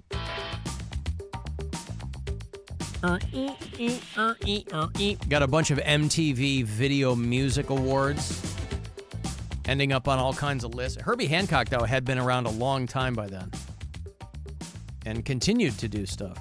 The guy's like 90 years old. Beep, beep. He's a Chicago boy. Performed with the Chicago Symphony Orchestra when he was 11. Dead or alive? Who's that? Herbie Hancock. He's alive. He is. 85 years old. Yeah. I always like playing that game. This is somebody I would have said was dead. Strangely enough, his real name, Hancock Herbert. Really? No. Interesting. This is my son, Herbert Hancock. You got to make something of yourself with that. Of course. Herbert Hancock. Alan, we had to turn around and get the hell out of Cleveland. Those folks are going to be stuck literally down there all night long. Well, they got here. They're going to spend a good 24 hours in Cleveland. Oh, it is going to be. And if they've come from Toms River, New Jersey, they're in no hurry to get back. It is going to be a bitch to try to get out of the city tonight. Yeah. It's going to be tough now, but at 10 o'clock, that's going to be, I mean, he probably won't let off till 11, right? Yep, sure. But you're still going to have Guardians traffic. Yep. Oh, it's going to be a nightmare. Yep. Oh, God, I cannot. I wouldn't come down here with a gun in my mouth. And it's not even a matter of like parking. Even if you're sitting in an Uber, you're going to be sitting in traffic. Yeah. This is when we need to borrow the company helicopter. Yes. That would get me home so much faster. Who has it today? I think Keith Kennedy does. Right. Isn't he over there at Morgan Wallen? Oh, yeah. Just set us down over, do me a favor. You see that hill rod in the middle of that giant stage who's performing? Just set me down right behind him. No, not on the drums. That's sacrilege. Set me down on the, I don't know. Okay, fine. I'll use the ladder. Just drop it off the side. Let's be done with this, please. You know, the closer we get to Brown Stadium, the more we're going to be able to hear his music. Could you just dump me in the lake? No, I can't swim, but I'll figure it out. It'll still be preferable to. I'll tell you what, though. It's exciting, you know, if you're playing a venue that big, because you're going to have all those people singing your songs. Yeah. Singing along with your songs. Every terrible written word of them. I just don't, you know, he got so much attention for the SNL thing and for the N-word thing and for the other stuff. And, you know, but that was catnip for people that don't like country music. People who do like country, they couldn't have cared less. Cleveland braces for big crowds. Weekend. I love it. Nothing makes you sound like a world-class city like that. We had it. I remember the first time I ever got stuck in like legit gridlock. The Cleveland traffic was, I mean, like a couple of months after I got here, it was football season. There was a Guardians game that let out at like the exact same time as a Browns game. And it was I was so angry. I don't do well in traffic anyway. And I was so pissed in the car. Melissa's like, Rob, you're gonna have a stroke. Like you gotta do something. I'm like, I don't know where to go. Yeah, because you don't know your way around. So as long as I have a full tank of gas, I don't care. I'll sit there. I hate it. I mean, it so sucks, much. but it's like I'm not. If you're not going anywhere, there's no reason for your head to explode. You know. That's the New England in me, man. I can't help it. I know. I'll tell you, it's gonna be printing money of those country bars in the flats. Oh, holy Jesus! And they just opened one here. Where? Down here? Jolene's, yeah, right there on his East 4th. But that's like a legit country joint? Oh, my God, yeah. You haven't seen it? Oh, is it real? I haven't been in there yet. No. Yeah, I mean, they have there's a tractor. Like it's a full-blown country bar. You know what? I rode the mechanical bull in Austin. Oh, my God. Anytime there's a mechanical bull, I get on it. And I hadn't been on one in a minute. There's a country bar. I don't even know if it's still there in downtown Toronto. And last time I was there, I rode the bull. And we're walking down 6, me and a couple other dudes from this convention. And we're just kind of bouncing. And 6 is this huge drag of bars there in Austin. And we were walking by this one. I forget what it was called. And I go, oh, they got a bull. And I just walk in. You know, I'm like 3 drinks deep by then. And I go, the guy goes, you take your shoes off. And the guy goes, you got to go buy a ticket at the bar. I go up to the bar. I go, can I get a bull ticket? $10. Except I had to, and I'm pretty good on the bull. I finally just purposely flopped off the bull because I was staying on so long, he kept giving me more time. And I just wanted to have a minute of fun. Humble brag. Not even that. Oh, I don't know. He might have been. I don't know. But I'm okay on the bull. I'm just joking. But I've never done that in my life. Oh, flop. That's fun. I only like to stand there and watch because you get like them buxom women. Mm-hmm. Just the guy starts rocking the thing back and forth and making. There was nothing like that. It was still kind of early too. It was probably only like 9:30 or so. I was ready to get a lounge chair in Nashville. I was sitting there, I had one of those things going. I was sitting there the whole for like an hour. Melissa's like, Rob, can you do something else? I'm like, I don't wanna. Yeah. Lots of boobs, honey. Boobs on the bull. Yeah. Anyway, enjoy your time in downtown Cleveland.